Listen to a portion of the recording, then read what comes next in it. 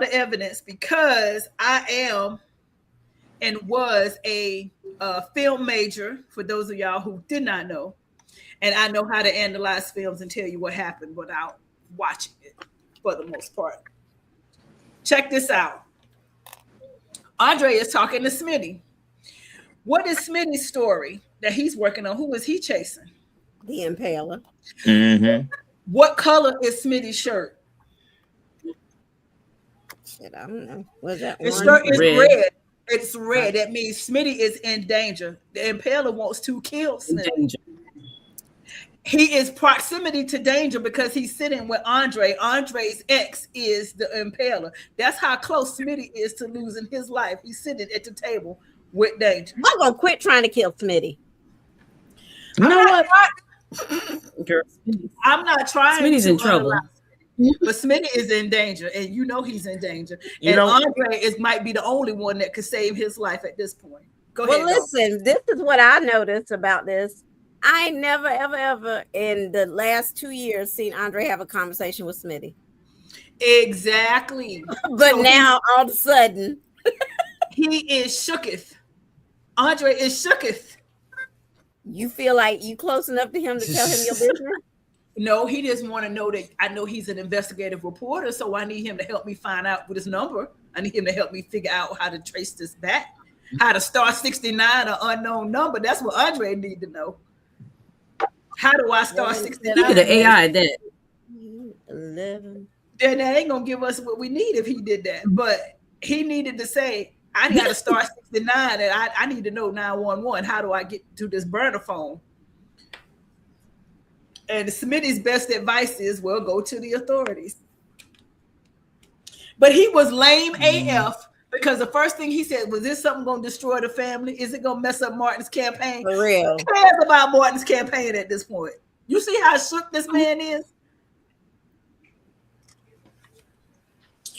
But he knows who he's dealing with.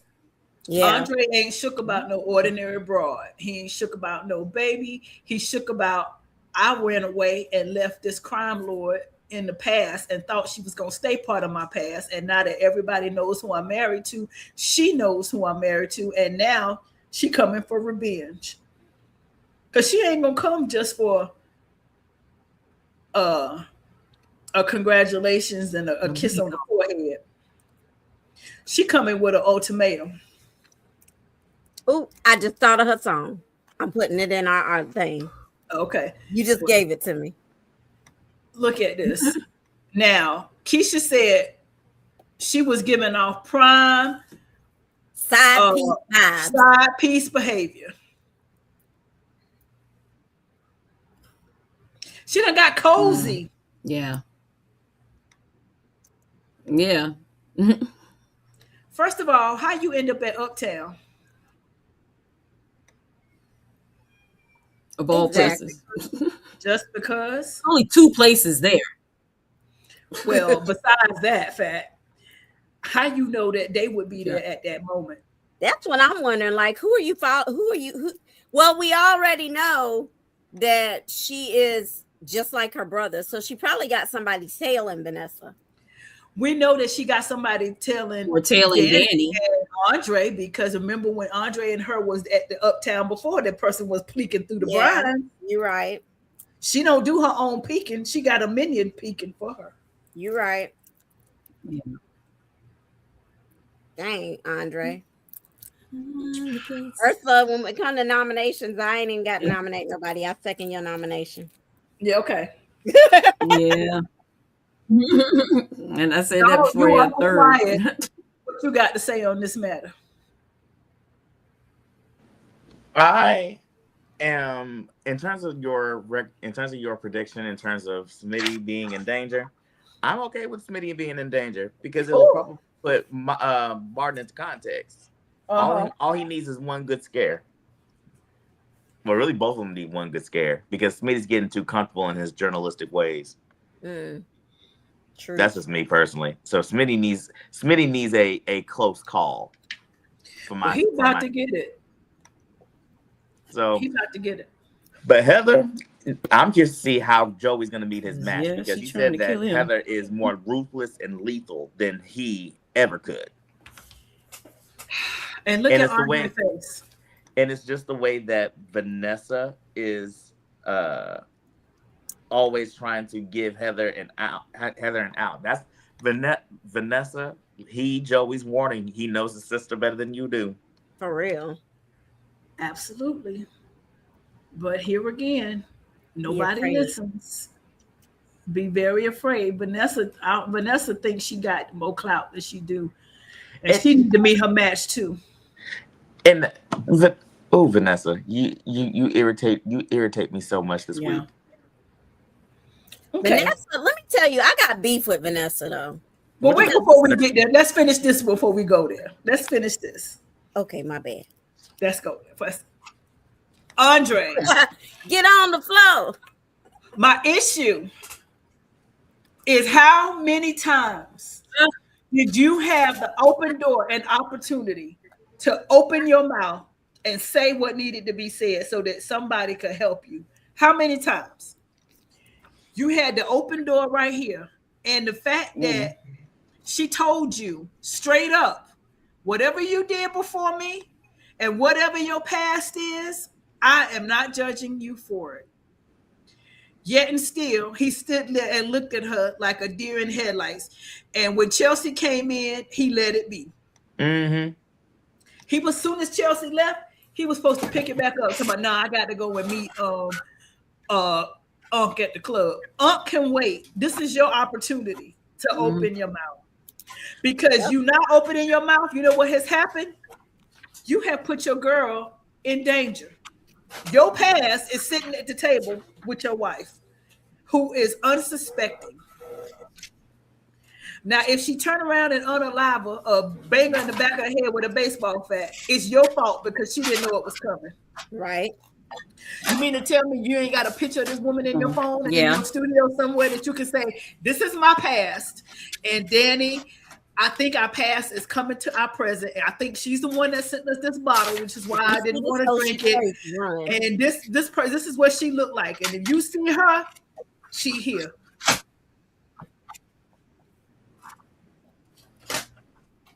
That's all it takes. The simplest things can be the best resolutions. It's just you haven't learned. Soap opera writing. Danny is that ride or die chick. I have learned at this point. Mm-hmm. Well, not only that, she got her own stuff, so she ain't in no position to hold your past against you. I think it's the crime aspect of his past. It's not the fact that I had somebody, because I'm sure she's assuming, of course, we've all had a past. But I want to know, how deep does Andre's involvement go into her crime world? True. Because I don't think Danny would hold it against him, though. Danny isn't the judgmental sister. That's Nicole's MO. Exactly. But when it gets out to the rest of the Duprees that Andre is something, the first thing they're going to be doing is trying to call the divorce lawyers. Well, first of all, that's their problem right there. They let too many people in their business. Well, that's true too. Everybody in the family ain't got to know your husband's business. Go ahead, Angela. But everybody in the family also grew up with him, so I don't think they're going to basically fault him too much, because they know he went through some drama after his family died. You're right. Okay, but getting involved with a crime lord, and you knew that she was one, because when Smitty said, was this person a criminal? Have they done some stuff? He was like, like, dang, yeah. Not to me. She's not that much older than what? He's not that much older than because how old is he? He's as old as he older than he probably on there with Naomi. He's older than Naomi. Cat and all of them. He's a little bit older. Okay, so we had this discussion on TikTok earlier. He was still, when he did it though, he was probably way younger. Naomi ain't but about 30 years old. Right. And Martin is about 35, so I put him along with Martin. Or maybe between Martin and Naomi. Maybe somewhere around 32.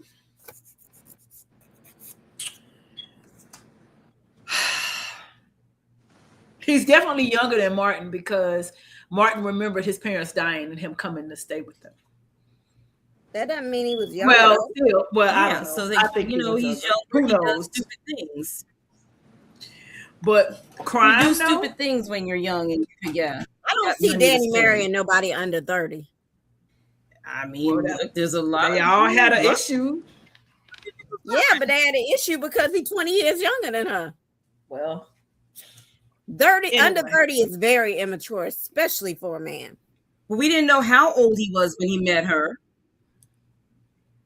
We don't Well, know how old anyway, he was when he met her, and we how old was he know when the that- parents died. we know that Heather is older than him, and so Keisha said earlier that he got a cougar fetish, He sure do. He got mommy issues. and That that is makes highly- sense. It does make sense. A whole lot of It sense. tracks. It Yeah. tracks. I agree with that. Yeah. Because when someone loses, and Ursula could be able to touch on this in terms of her being a counselor, whenever someone loses either one parent or both of their parents at an early age, they always try and find a sliver of that parental essence they feel like they are missing and craving in an intimate partner. So It's gonna be one or two Andre things. It's Day, gonna be the that, or cougar it's fetish gonna doesn't be make I sense don't for know. Andre. It's gonna be Yeah. one of two things, Donald. It's gonna be yes, I'll try to replace them, or I don't want to get close enough to nobody to feel that kind of hurt again. So I don't want anybody. And for Andre, it probably was a combination of the two because he went from lover to lover to lover to lover, then latched on to Heather. Mhm. So it's yeah, that's it. Yeah, I agree, Curtis. I think Heather and Danny are about the same age. And that would explain it. Why they both like Andre got him turned out. Andre, boy, you in danger. You are in danger. All But I let's- know is this. It What? looked like next week might be your window, bro. You might better jump in there What? and get your forgiveness while you can. What? But speaking of that, let me go here and say this. Wait a minute. Damn, Sean. Haley, you missed it by a couple of hours, girl. You almost had him on the plane. You almost was in there. You missed it. You timed it wrong. You missed it by just a couple hours. That nut said, let me go to the office first and I will meet you at the airport. And lo and behold, he didn't make it. Mm-mm. Timber. The tree fell. And see, I was hoping to save this for things that make you go but I think it's going to be appropriate for this conversation. Okay, go ahead. Have you noticed how protective Caroline is of Bill? Okay, I said that before we came on the air. Because Bill and Caroline, what you got going on, child? I said I think that is more than my work husband or my boss. I think she got some unrequited feelings for Mr. Bill. And even then, let's say this. Let's say Bill and Caroline has never done anything. I think there may be a little bit of jealousy that Caroline may harbor because she's covered so many of Bill's infidelities. That But part. at the same time, he has never made a pass at her. That part.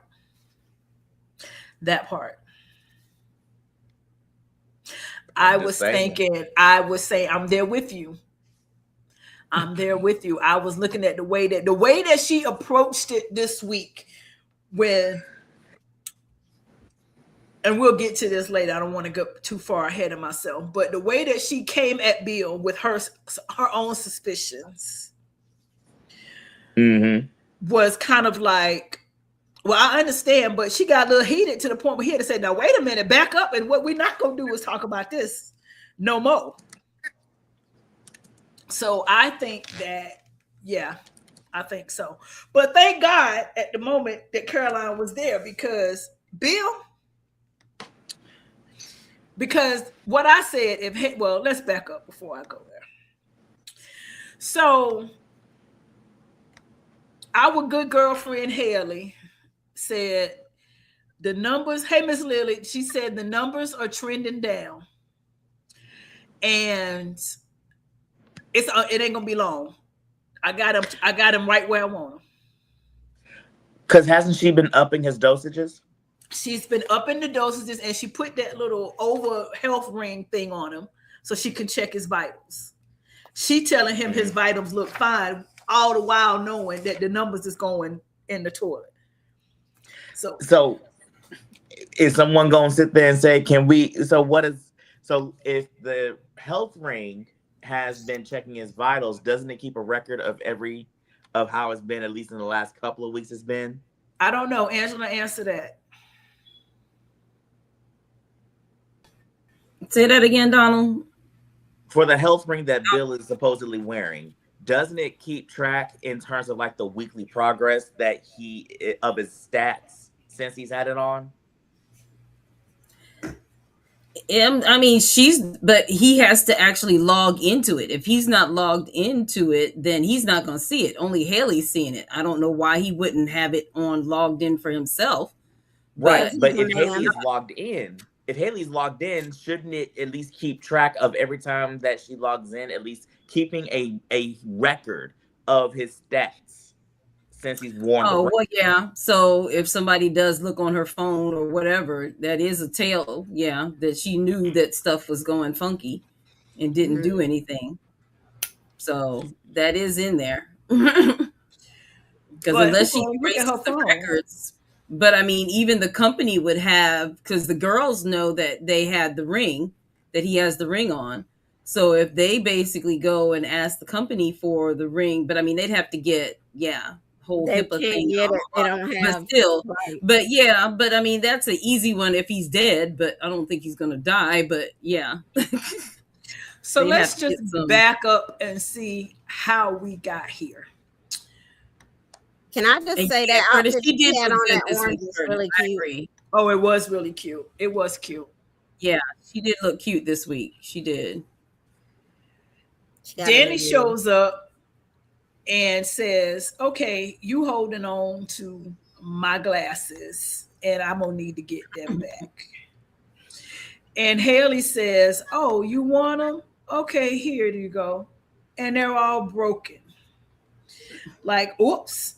I stepped on him, or whatever excuse she gave about the glasses. So he goes, okay, well, I'll buy you some more. All right.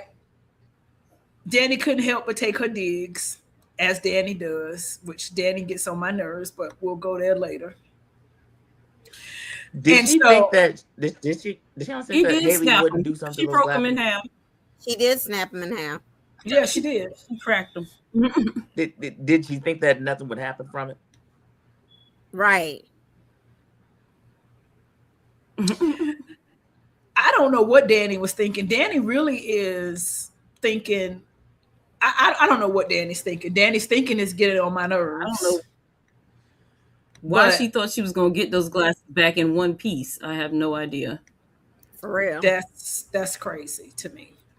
But they have this confrontation, and Haley, like I said, is steady trending the numbers and doing whatever she needs to do.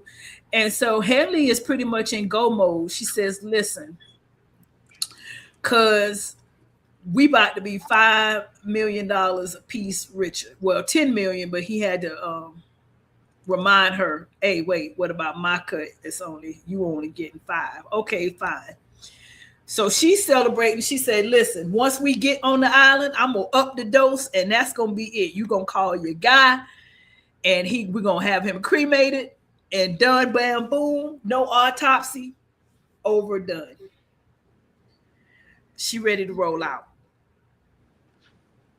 Now, my thing is, if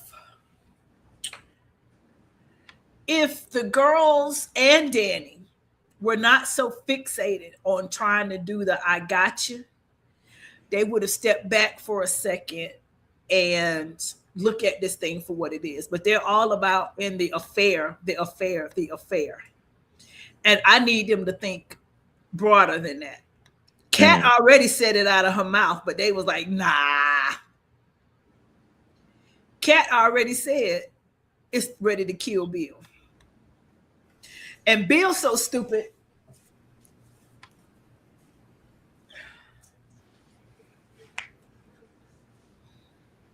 What do you get when you put a glass of milk in Bill's hand? Milkshake. A milkshake.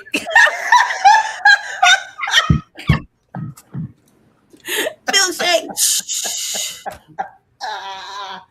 That's what you. That ain't funny. That's bad. But he is playing that. He really is playing very well. So for some reason, at least on my end, it must be my connection because I'm hearing it's coming in and out. I don't know. Oh no! For some reason why. I'm sorry. We're having all Mine sorts is of buffering, technical but I'm difficulties just giving tonight. it time to rebuffer. So if sometimes if our comments sound a little bit robotic, some of us are having technical issues. Whatever. It's a glitch in the matrix tonight, so we apologize. But he says, "I am nobody's fool." My God. Yes, you are. But you knew that you was not having these issues before, and you can't just attribute it to you getting older. You're having these issues way too often for your wife to be telling you there's nothing wrong with you and advocating that you don't go to the hospital because it's a waste of time. Why wouldn't you go on your own? And if you don't want to go to Madison, go to somebody else. Go get a second opinion. Really? Is your ego that big that you can't say something is really going on me, but you're going to sit and cry in your office about what's wrong with me? But you don't want to go see what's wrong with you? Nope. The same thing that Kat is doing. Bill would rather not know what's going on with him and die oblivious than to live knowing what's wrong with him and then have to suffer knowing what he has to do to maintain his health. Well, that ego was going to get him unalived. Mm-hmm. Big time. Hey, David, big time, because he said he's nobody's fool, but he's shaking all over the place. And she said, oh, it's only when you get upset. So did Caroline upset him enough to push him over by questioning him? And what was Danny's motivation with talking? Well, first of all, Vanessa, I take issue with you going to speak to Randy about what the suspicions are. Even though that's your friend or not, I take issue with this. Elaborate. Because I know that's your friend, and you know that they're suspecting you having an affair with the wife, and you trying to warn him. But wouldn't you sit back and I would sit back and see if it was true or not before I try to issue any type of warning. But did she even give him a warning? Because she said, whoever you doing it, they know who you doing and who you doing it with. You need to be careful. Because Bill Hamilton is nothing to play with. Vanessa is one of my nominations for a couple of reasons. One of which wasn't what you said, but more so, I thought that as a friend and out of loyalty, she should have been upfront. Hey, they know you effing around with Haley. That's what I said leave too. that gal alone. I agree. Because I thought she was going to come straight out and ask him. Well, that could be either way, because you want to say how deep the loyalty goes. Okay, if I think you screwing around on your man, and I might say, hey, I think you might want to stop doing what you do. Well, my thing is, I don't think she's being disloyal because that ain't got nothing to do with Danny for real. Danny need to mind her own business. Well, when has Danny ever mind her own business? But what I'm saying is she's not being unloyal to Danny because it's not Danny's business. Well, and I also take issue with you saying to Randy, if you doing it, go ahead and do it all over town. You got my permission. Yeah. Yeah, that was funny. What is your motivation, Danny? So you can get the heat off of you, so you can make Bill hurt, so you can say, I got you. Bill, I want you to see how it feels to be cheated on, and Haley's going to be. I mean, what's your motivation here, Danny? She is definitely in the wrong, and that's, I hate to say. It's what you don't want to say. I hate to say, but I think she's doing all that to let me hurry up and break them up. Yeah. Because just like she said to Vanessa, and Vanessa said, "Who are you trying to convince, me or yourself?" Mm-hmm. That's the reason why. She said, "Well, the kids need their father." And Vanessa said, "What we've been saying all along: them kids is grown. Ain't no kids. Them girls grown, and they don't need y'all like that At all. He's gonna always be part of their life. Okay, he don't have to be part of yours. That's exactly what she said. He ain't got. My child is 25. I don't ever have to see her daddy if I don't want to, and I don't want to. But here's the thing. Getting back to Bill. Bill is the big bad attorney. He's the fixer. Bill knows some stuff is going on. Otherwise, he wouldn't have taken this meeting. So this is where I have issue. Mm-hmm. It's because you stupid.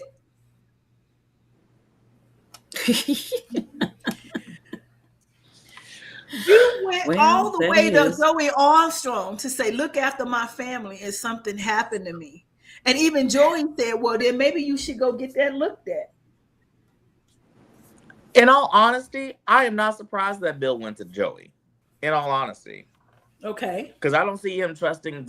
I don't see him going to Vernon with this. No. Because Vernon's really going to go and tell Danny about it, and then or tell Anita about it, and it's going to raise a whole bunch of discussion. And he's not going to talk to Ted because even though they're both ex-Dupree adjacent husbands, he's not going to tell Ted about it. Plus, they ain't cool like that. Joey is the only logical person that I see. I see Bill having that kind of one-on-one conversation, because even though they're not necessarily friends, quote unquote, they have an understanding of each other in terms of what they do. Okay, but again, if you got to go to Joey and say something might be happening to me, what's happening? Wouldn't you want to look into what is going on? If you go to the point where you're making arrangements and think I might be dying, you that stupid and scared of doctors that you're not going to go and figure out what's going on. Even if you got to do it on the low, you are Bill Hamilton. How about you go out of town one day, catch a flight, nobody got to know, and go get a second opinion somewhere? Like, I'm not understanding the ego of this man. Like, I'm really flabbergasted. My flabbers are gasted as to how he can be so nonchalant about his health, and you let this little teeny bopper of a wife tell you, "Oh, you fine." Every time he say, "I think about this," well, that's a waste of time. What? He ain't gonna find nothing. Go ahead. Bill's character now is that the man. Now that ticks me off, because Haley everyone else should be. You should be so sick of everybody trying to control your health that you are just completely done. The fact that Haley has now switched it up, that would raise a red flag to me, personally. Mm-hmm.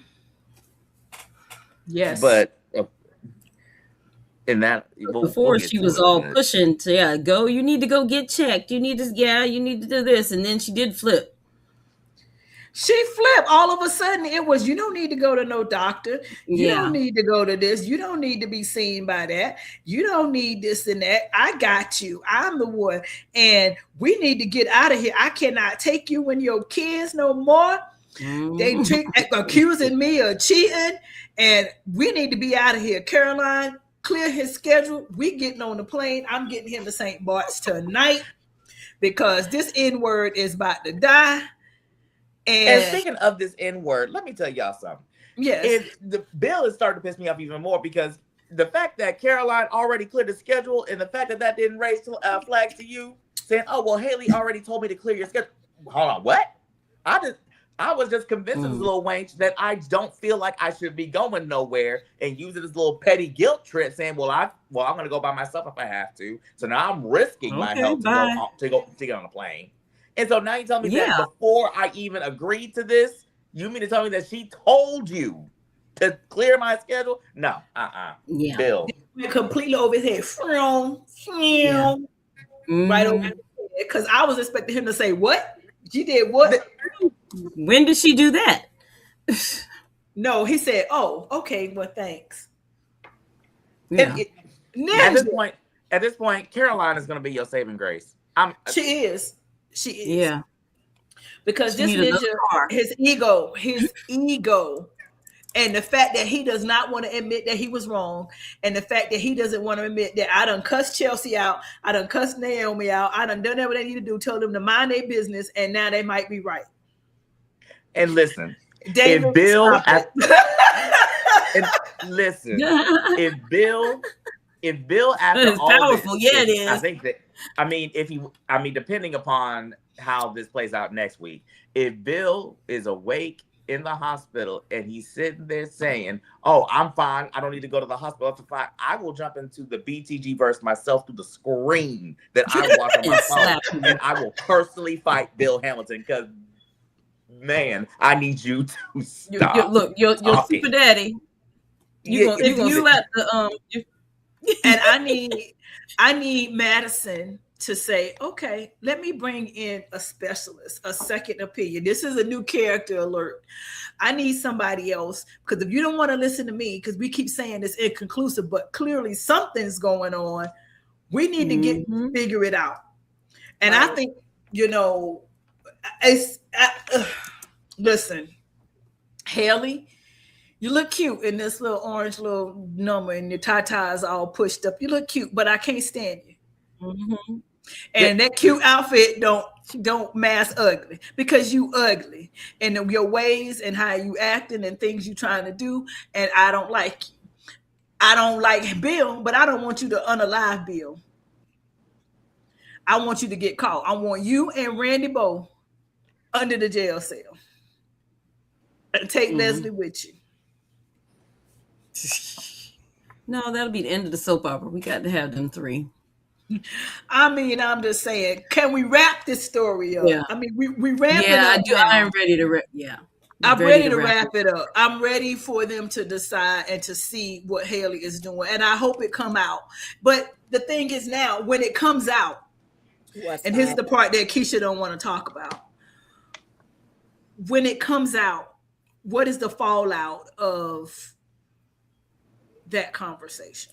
What of that? We had this conversation on TikTok this week, and there's a lot of theories, but there's one that I like that we collectively came up with. I want to bounce it on y'all. The idea is, you know how we keep having these scenes with Haley and Leslie, and Leslie keeps telling her, "You don't want to be friends. You're gonna need me someday. You're gonna need me someday. The day is coming." And I don't know what she gonna do, but Leslie gonna be her saving grace to keep her out of prison.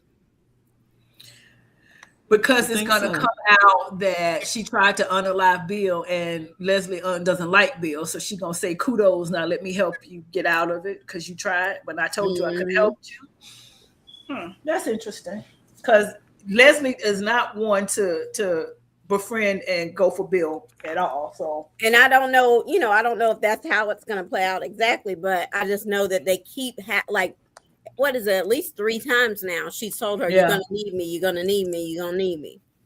We should team up." But she also made an enemy out of her the last time, so that could be the nail in her coffin. It could be. But I tell you what, who better throw in the bus if they know what I know? Randy, because let me tell you something. If she get away with it, she ain't about to give you that money. She keep conveniently forgetting every time she does her calculations about your cut. She sure do. He had to remind her, "Oh, you mean 5 minutes? Oh, yeah, I got you, cuz. But yours gonna come from such and such cut offshore, and then that's what the cut you gonna get." Randy, you're right. You're not gonna see a dime of that money.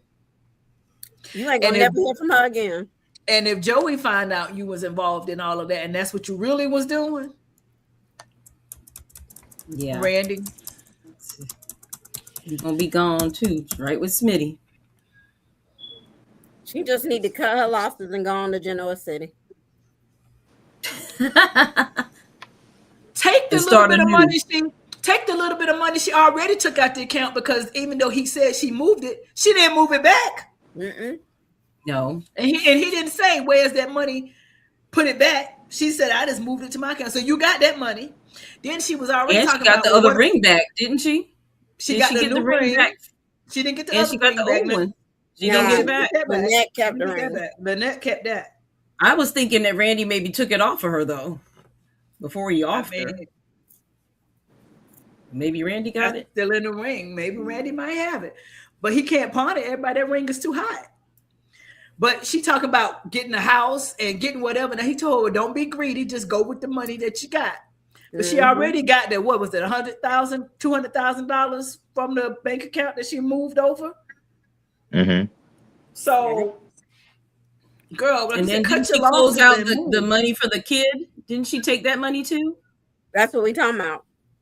Well, That no, was- that I'm was talking all- about the that was money that more she than had that, though. moved there that she was going to pay Lynette's down payment with. Yeah, that Right. was that money. Yeah, That was I'm saying that she money. moved No, I to thought her- it was yeah. money for the kid that he put up for. Right. That was the same Yeah, amount. that was that money. But he made up, she's talking about, okay, so we're getting it mixed up because she had that Yeah. money that she was going to use for the next thing. That just came straight out of Bill's money. Then she has the $10 million insurance policy on him when he dies. Yeah. Then there's also the money that they put up for the college fund. That's not the money she moved for That- the next thing. She I took thought that was the money she No. moved because listen, No, that's what I was saying. listen, hear me out now. Okay. When she moved the money and he asked her about it, she explained it as, oh, I closed the college fund because it was too painful to think about the baby that we lost. Oh, That is true. Maybe that's it. Okay. Well, maybe that's it then. So how But much what was did in you do there? with that money? That was still not the same 200 grand that she had for Lynette, was it? That's I still think a that's whole- how I think that's why she did it. She was going to take that money and pay Lynette's down payment Yeah. with that money. And then it didn't happen because Randy got rid of Lynette. So she just took the money and put it in her savings because he was like, well, then why wouldn't you put it back? Or why wouldn't you tell me? Mm. And Is so she Lynette just really moved that. dead? It would be in her best interest at this point, in both of their best interests. I think she's gone. I think Randy, because he can't have nobody messing up his bag. I'm still wondering if Randy undercover something. I have given that up Jody. now. I have given that up. Nah. I have given it up because Randy seems as though he has a conscience. I've given it up that he's trying to do anything. I think he need to be paid. Randy all about the money. But we'll come back. We're going to take a quick commercial break and we will come back and continue this wonderful discussion. Y'all just hold on a second. Woohoo.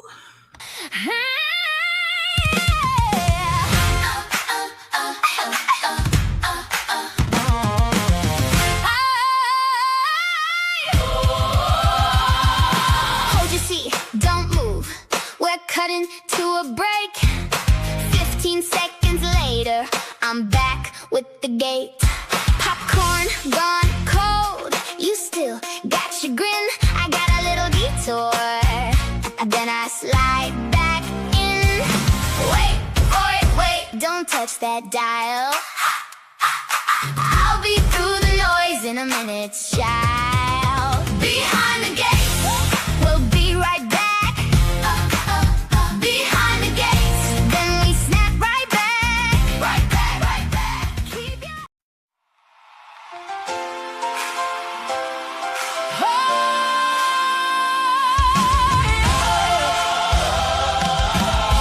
Stand up strong, let your voice be heard. Hope and justice in every word.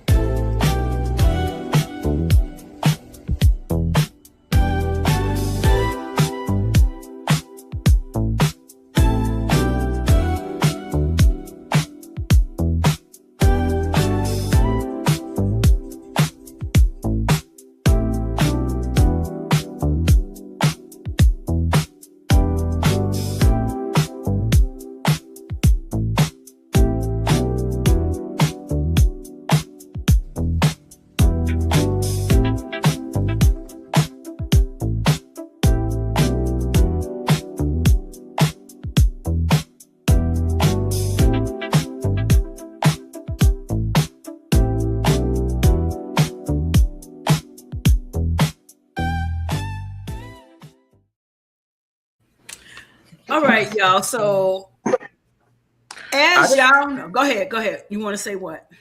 I just want to say that the NAACP theme song gives me Spirit by Beyonce. Ah! Do I even know that? Do I know Spirit by Beyonce? You're going to have to send that to me. I don't know that I know that. What happened? He says the NAACP theme song reminds him of Spirit by Beyonce. Oh, I don't know that song. As I said, I don't know that I know that. But it's all good. Anyway, y'all, I just have to say that my week was made. And my week was made because there is a particular BTG relationship that I have hated from jump. Amen. I have thrown up in my mouth several times. And this week, I think I can finally just be done. I hope. But let's just start. I just want to say that while Ursula had her win when it came to the whole Heather and Andre situation, I had my win. Okay. When it came to this whole thing. Mm-hmm. I said, because everyone, for the ones that were saying they were Team Carlton and Nicole, I said, nope. That ain't what she want. That ain't her speed. Listen, I had my victory on this week. That has never because he's wanting to get married. That has never been the stance of this podcast. I'm talking about the ones for in the streets. Oh, yeah. The ones in the BTG streets. Yes, sir. They definitely were. They was King Carlton. Now, here we go. This is the foreshadow. We've known that because everybody has said to this young lady, it sounds like you've already made your choice. And no, I still want to be free. I still want to be that. But she sat right here and said, Carlton, I want to give you my whole self. I mean, mind, body, and spirit. I want to smack it up, flip it, and rub it down when I am rested and ready to go. And you don't deserve half of me. You deserve all of me, baby oil and all. I mean, I'm gonna put it on you when I'm rested. And he says, okay. Then she turned around not 5 minutes later and said, oh yeah, come on through the house, slide on through. I want to wake up in your arms. I want to wake up with you. Slide on through. And I said, but I thought you was tired though. Yeah. No, you just didn't want to deal with that other one. So you had already made your decision. Now we was going back and forth, but let me go there before I get to the BTG group. She'd already made her decision, but to back things up, she says, okay, because I need to talk to somebody. I need to figure this whole situation out. And so who else do I go to but the matriarch of the family? And I talked to my mama, talked to Graham. And what do you think about these two men? And Anita's like, well, again, it sounds like you've already made your choice. But I want to be free and I just don't want to hurt Carlton. So my thing is, she been over Carlton. She just didn't want to hurt Carlton's feelings. Yeah. Because he's been such a dear friend and she leaned on him heavy when the whole thing went down with Ted. She doesn't want to hurt him because deep down she feel like she used him. And you did. Mm-hmm. She 100% did. He'll be all right. She took advantage of his proximity to their relationship. She did. And the fact that he was thirsty enough to say, okay, well, let me give you what your body needs since you're not going to get it from Ted. And for her, that was, I guess, too close to proximity to Ted because she started imagining being with Ted. So I guess that was just too much for her. She needed to get away. But Carlton, this is the funny part. She's like, yo, let's have a date. You know, I've given myself a specific amount of time to say what I'm going to do. So let me spend some time with you. So Carlton's like, okay, bet. Here we go. Let's meet up at the country club. Okay, yeah, let's resume this. And then who else then that Watu sees themselves into this situation? Best scene ever. None other than Miss Leslie Dana Thomas. Go, Donald. So I was kind of here for this because even though Leslie deserved a clock from Nicole in terms of saying, yo, let it go. Your man the person you think is your man don't want to be your man and has already expressed that he's in love with another woman. That's not you. I kind of felt that this little clock back was justified in terms of putting all of Nicole's business out there like that. I'm just saying. I was here for it. I was here for it too. I got me a good key off this right here. Because the way that Nicole's face was cracked as Leslie aired out her laundry. Then when I tell you I had a jaw all on the floor at this scene, I said, no, she didn't. But yes, she did. You did. But I was here for it. And she was like, Nicole was like, this heifer. Look at his face. Like this be I'm here. screaming. You know what his face say? What you talking about, Willis? Yeah. But he knew that already. Yeah. He but didn't know she he put was it out there even further. living up in the house. He didn't know he was living there. You are absolutely right. But he did see them hugged up at the elevator together, leave together after she told him he was tired. She was tired. He did clock that. But Leslie said, oh, Carlton, in case you didn't know, let me tell you. Because I've been talking to the son, and the son said, so I got firsthand that he with her. And oh my word. So Carlton says, okay, well, I got stuff to do. I'm going to leave you alone. And we're going to step on up out of here. And so they do just that and decide that they are going to resume the date the next day, regardless of us being interrupted and what Leslie said, blah, blah, blah. I still want to have a conversation with you. So he goes, well, let's meet up at Orphe Jeans. Let's do that. She goes, okay, wonderful. That's great. Now, what happened at Orphe Jeans is up for interpretation because in the BTG group, there are several theories as to what happened at that table, and for some reason, I don't have the graphic of that table, so we're just gonna leave it right here and discuss it.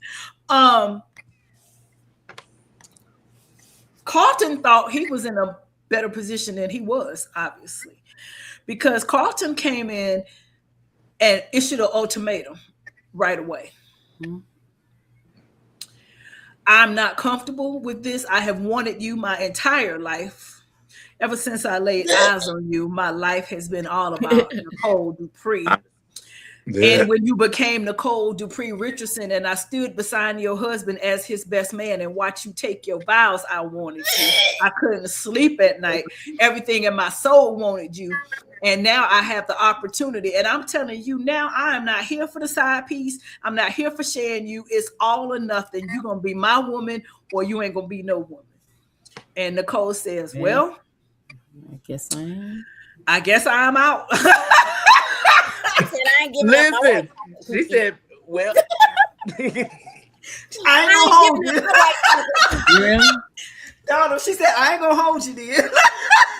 I ain't gonna hold you. I was trying to let you get it a little bit more fun, let you go, but I ain't giving up my white chocolate. Nicole said, you are a very dear friend to me.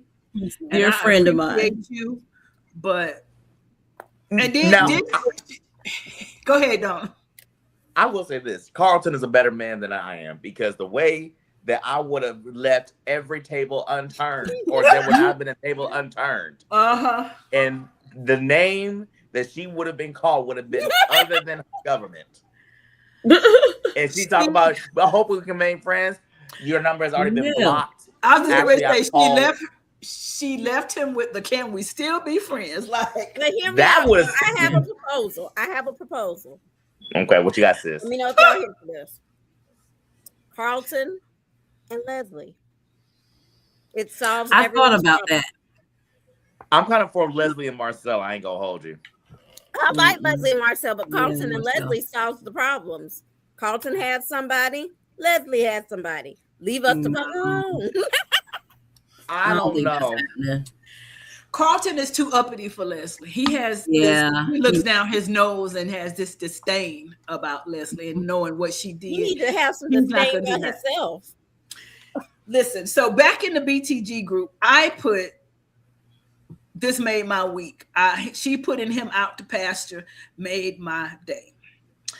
And another person said, well, the way that I saw it is he put her out. He ended it.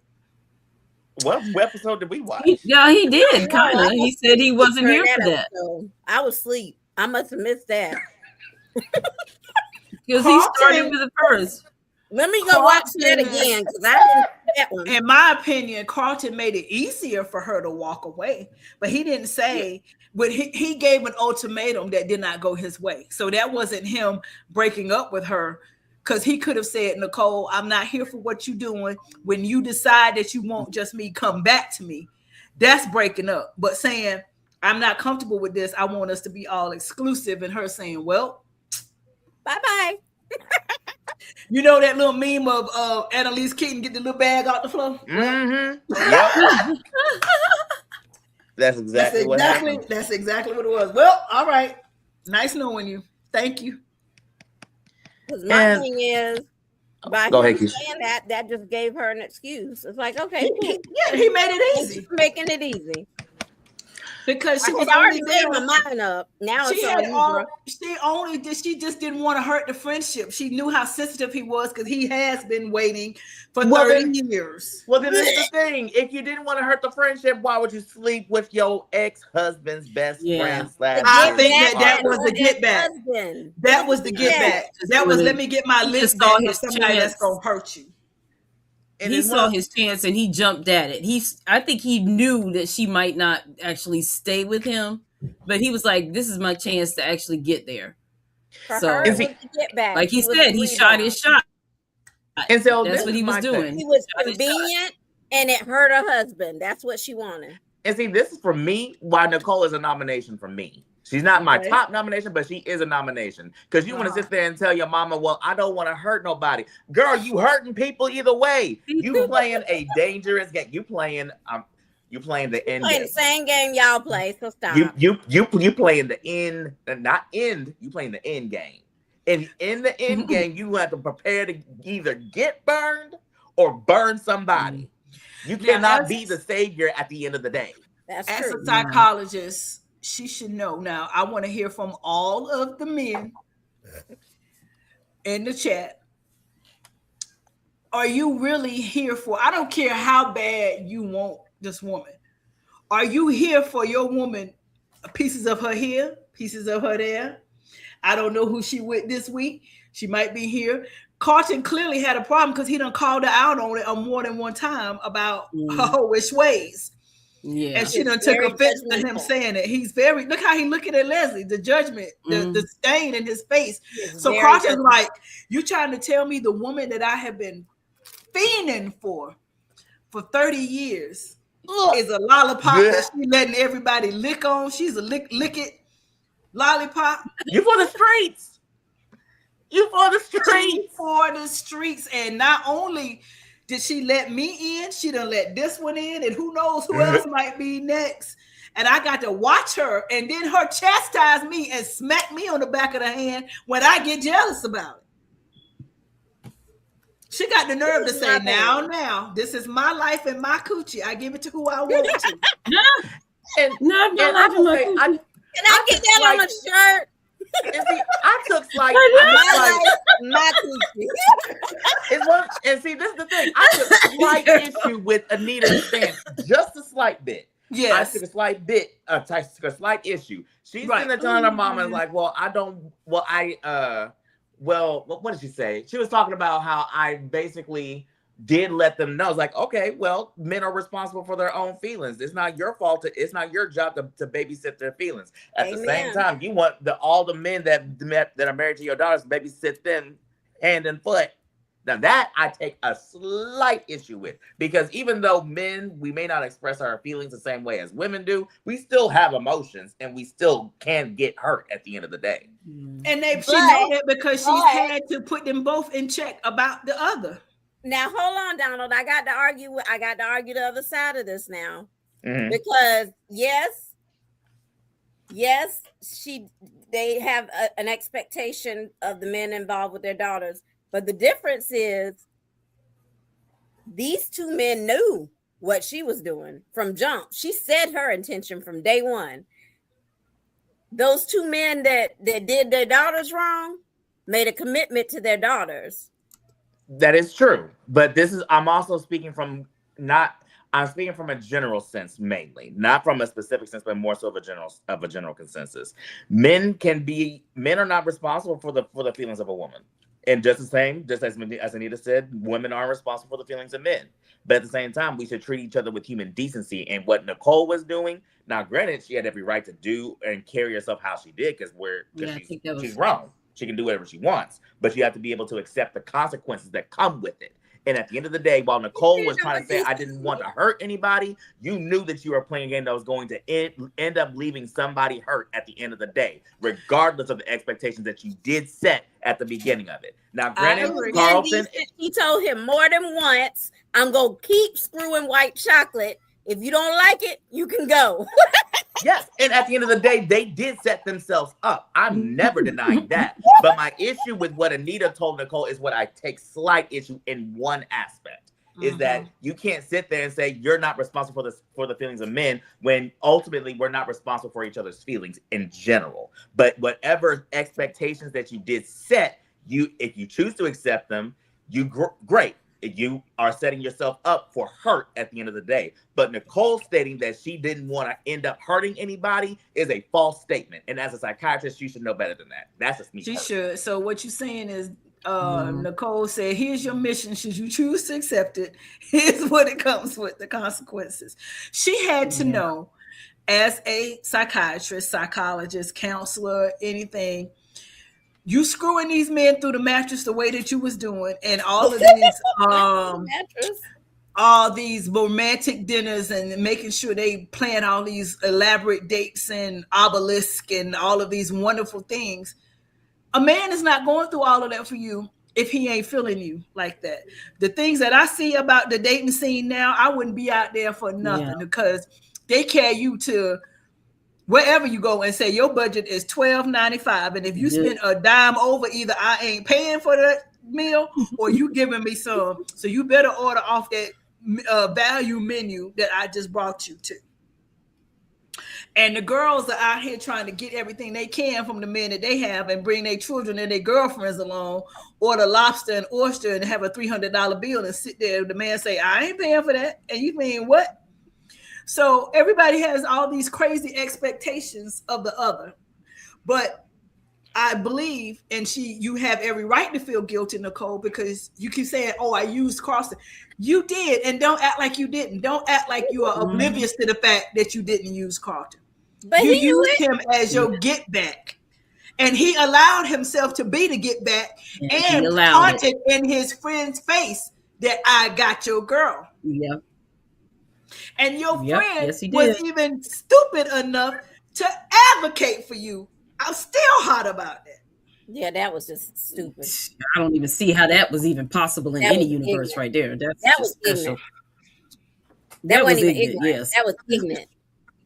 Either way, ding dong, Carlton's dead. Bye-bye.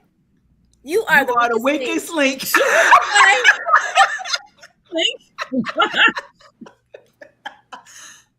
Now, this is Kyle. Goodness. Kyle's reaction said, oh, well, you ain't got to say no more. I ain't going to listen to you break my heart. I'm going to get on. I ain't going to hold you. Let me get on out. I don't blame Kyle in that. I'm like, I ain't going to sit there. I was like, I'm out. Kyle said, this could have been an email. You letting me down? You ain't got to sit me up for the okie doke. Have y'all heard the rumors that Greg Vaughn is leaving the show? Huh? No. I've heard No. a rumor. I have not verified. There's no verification of it. It's just there was a post that he did, and the post said something about the next chapter or something, and it's Well, leading maybe he to- means the next chapter with him and Nicole. That's what I'm hoping it meant. Because But I there- don't see him bringing him to the show and then he leaving it quick without some type of contractual agreement. He hadn't been here long enough. well, the rumor is that he's going back to whatever soap he was on before, but it's also that they've already picked a replacement. I don't know how true it is. Like I said, it's just So a not getting rid of the character, but him himself might him be himself. I hope it's not true because I love Kyle as he is. I don't want to see Kyle change, and he fine. So there's that part. You saw how long He's it took us to easy on get used to eyes. Keith Robinson. Yeah. Oh, Kyle but is easy on the I eyes. didn't like old Ted, so I was fine with Keith Robinson because I love Keith Robinson. I was fine with Keith Robinson too. I just when they came in, they didn't get his wardrobe right, and they had No, him in they them had two him big back up suits. for a minute. Now they got him straight. No, he I good to still go like now. Thank both. the I Lord, like the both turtleneck characters, is but retired. yeah. But the I just turtleneck don't- rest in peace. I just want her and Kyle to give it a real go, and I don't want it to be a situation where they get rid of Kyle and then she relent back to Carlton because Carlton would gladly take her. If he does, I've lost all whatever little. Actually, no, I lost all You have respect respect for everyone for on him. Nicole after Nicole You have divorce. So respect yeah, no. for him? I'm gonna say there is no respect for Carlton, and that's the thing. And okay, so getting back to the BTG group, not only was it said he broke up with her, but it was said that the only way he could make a move in that 30-year obsession was if Nicole allowed it. And yes, she did. So I also take issue with her in the fact that she didn't find it creepy. There's no way I'm going creepy. to sleep with my husband's best friend. Yeah, Whereas that's creepy. I might be comforted by their best friend because their best friend has proximity to know what we're going through. So he may offer me a different perspective because I have turned in a situation of infidelity and hurt to a best friend to give me the perspective. But I never thought of actually getting with the best friend. I just said, I think it was like you said. It was one. She was hurt. She was embarrassed. This was her get back. Yeah. yeah, that's all I think it is. And I think she didn't even consciously realize Realize you did it. it was to get back. But once she got more and more with Kyle, she realized I don't want to be with Carlton. He remind me too much of Ted. I don't want Ted no more. He been trying to That's tell why you she that, was girl. dreaming Why about wasn't you Ted while she was with him because it Why was wasn't too you listening? familiar. We've been telling you that, girl. I mean, she was with him. He was with her at every Dupree function. I don't remember her taking Carlton to no function except for Doug's funeral. Yeah. He went to one. To Doug's funeral. That was it. And then he went Did he? over there and asked Vernon, can I be with your daughter? And Vernon laughed him up out the living room. My daughter didn't Yeah. say she wanted to be Remember with that? you. Yes. That was funny. I mean, and that It was was thirsty. weird.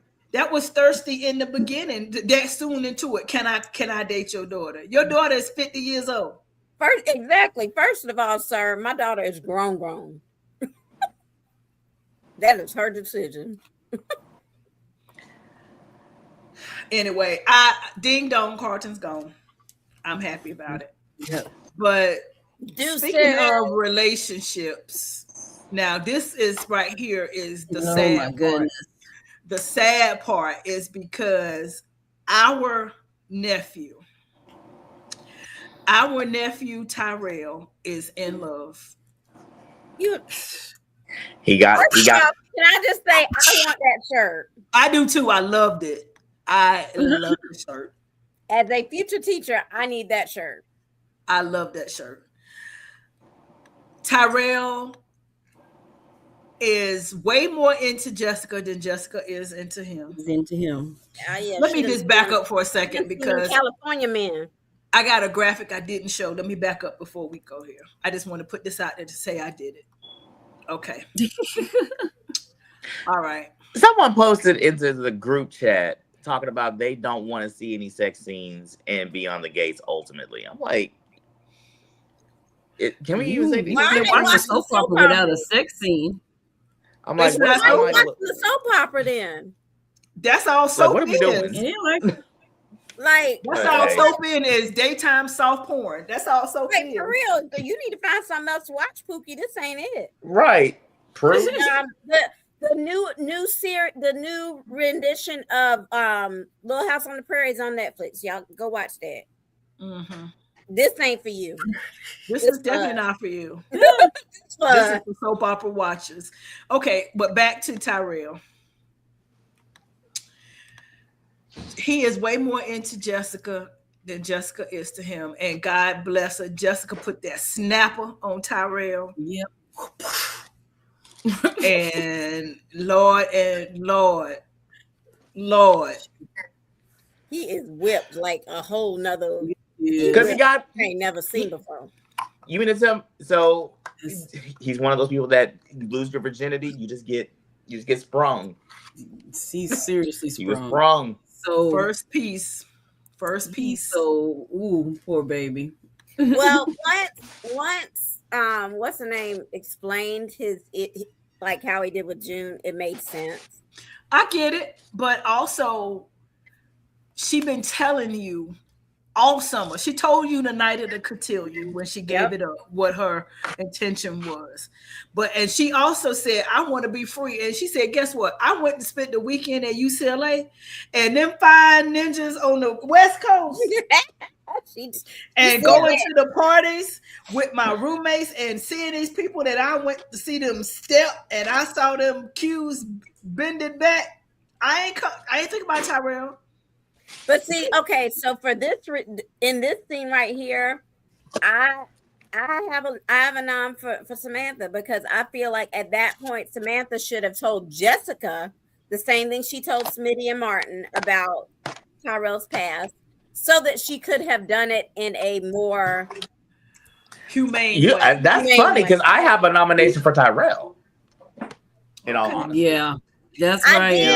did until I heard the backstory. Listen, Donald. No, she Jessica still needed had to some get the Band-Aid Sigma off. punch at UCLA. Yeah, she had some And of it was that. she had That some Sigma Sigma punch is punch. the truth. That thing Look, is lethal. that blue juice will hit you now. Listen, let me tell y'all a story. When I graduated high school, I went to North Carolina A&T. Before I got there, my daddy is an Aggie, my mama is a Bell.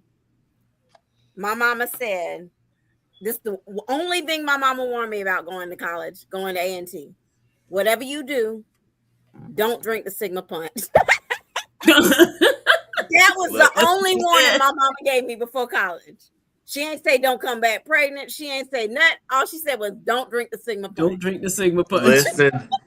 Listen. The Q oil, the ape blood, gorilla blood, whatever it is.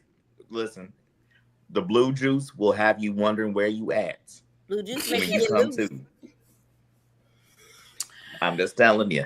Yeah, that does take me back because that blue juice, you don't remember nothing. Blue juice get loose. I've been there. Wake up like what happened? when it's done right, don't ask. Look, we had a special batch. Make sure of you have Sigmas some in good USC. girlfriends with you when you drink it. That's what you need. We had a special batch of Sigmas at USC back in the 90s. And they used to cook out and fry and punch it all the time. Seemed like damn near every weekend. It was. I still say that's the biggest travesty of my lifetime. I was not around for the 90s and early 2000s. Yeah, those were good times. It was at USC in the 90s. It was Freaknik every weekend, basically. Wow. It was Freaknik every weekend. Blue and white weekend. Check. The Sigma auction. Girl. The Sigma auction. Let me say it again. The Sigma auction. My God. That's it. That's all. That's the post. That's it. That's all you can say. That's all. That's the post. I got to say that the 90s and 60s was Go back and somebody put up pictures. They were some kind of fun. Ask somebody. We had the Freaknik documentary. We need a documentary on the Sigma auction. I do like y'all when y'all The have USB on y'all signal blue was with kinda that fun. camouflage. That blue, I mean, just when y'all have on y'all camouflage, y'all just be killing me. Oh, jeez. Yeah, that takes me My God. back. Blue fly till the day I die. So anyway, Jessica got a touch of all of that at USC. They showed her the black side of UCLA when she went, and she said, "Yeah, it's a good Tyrell." time. She said, "Tyrell chess club square that ain't matching. That ain't what I like. Mm. That ain't it no more. That ain't scratching the proper itch. I done outgrown this here." So Samantha says, "So you think your ship not gonna last out there?" Nah. Meanwhile, this dude talking about every single weekend I'm going to LA to be with my She said woman. she's gonna be at the auction. She ain't got time for that. Yeah. She ain't thinking about you. You're gonna get off the plane and be left at the Not. airport. For real. You're gonna be knocking on the door and be like, "Where's she at?" She's I'm yep, here. gone. No, it's gonna be you. You got what I need. Got what I need. But you say he just He's just a friend. he's He's just a friend. baby. Oh, baby, you. Got what I need. That's exactly what about to go down. These two don't know what to do. They don't know what to say. They just lost in the Jessica gonna sauce. save him. Jessica got him straight. So, But they had point. Who paying for this cross country trek every weekend? Every weekend. Because you on my pocket. He got mad. mhm. Now that was the audacity of you to get mad to think I'm gonna buy you a plane ticket to fly across the country every week. Every weekend. No. And them tickets, especially last minute, unless you plan on buying them now through then, you still 500, 1,000 plus every weekend. Now I know your daddy is a Dupree, but he not dropping money like that. No. No. If any he's not. decent parent, no You gotta matter pay the for a status, campaign. any decent parent, no matter the status, would have said, no, absolutely not. I'm not sure what you think this is, but it's definitely not what it's gonna be. I might let you go once a quarter. Mm-hmm. Maybe not even once a month, because that's still a lot. Once a quarter, and you can work and work study position to save your money. I might match what you save and get you a ticket once a quarter, like, and then you see her at Christmas when she come home. Like pick a time, like winter, like fall break, like in October. You want to go over there for a few days? By all means, I got you. But once a week, no, sir. That's what Zoom is for. You better get on the Zoom. Ursula. Let's just be for real. That it would have never happened because first of all, I'm still a virgin. It wasn't paying for me to go see no dude. You know how? Okay, when I got to USC, you remember I used to dip out maybe once a month and go up to Greensboro, the A&T. And did my parents know where I was? No. I went over to Rent-A-Wreck and I rented a car. Rent-A-Wreck? Rent-A-Wreck. Girl, I had a couple of cars from the Rent-A-Wreck, girl. I know the Rent-A-Wreck. I wrecked one of the Rent-A-Wreck cars. To go see my little Apple boyfriend. Broke off, come home. They wasn't none the wiser, but he rent me a car so I can go get broke off by my boyfriend. Nah, that would never happen. He's still real green to think that was gonna fly. Look, Keisha, even when you didn't go out of town and you was on campus, they still got calling my number. Oh, Keisha, you need to call them back. They don't call me. Right. Why I still remember the phone number to your mama house. I done had to play that number pretty time. 3-way call to get you on. Girl, please. Yes. So Tyrell tried it. He tried it to be on the up and up. But like you said, the audacity to be mad that somebody not dropping coin like that for you to go cross country. Oh no. What happened? Somebody did something and the echo went crazy. I had to take my headphones off. Oh, somebody did something and the echo went crazy. Oh, put them back on.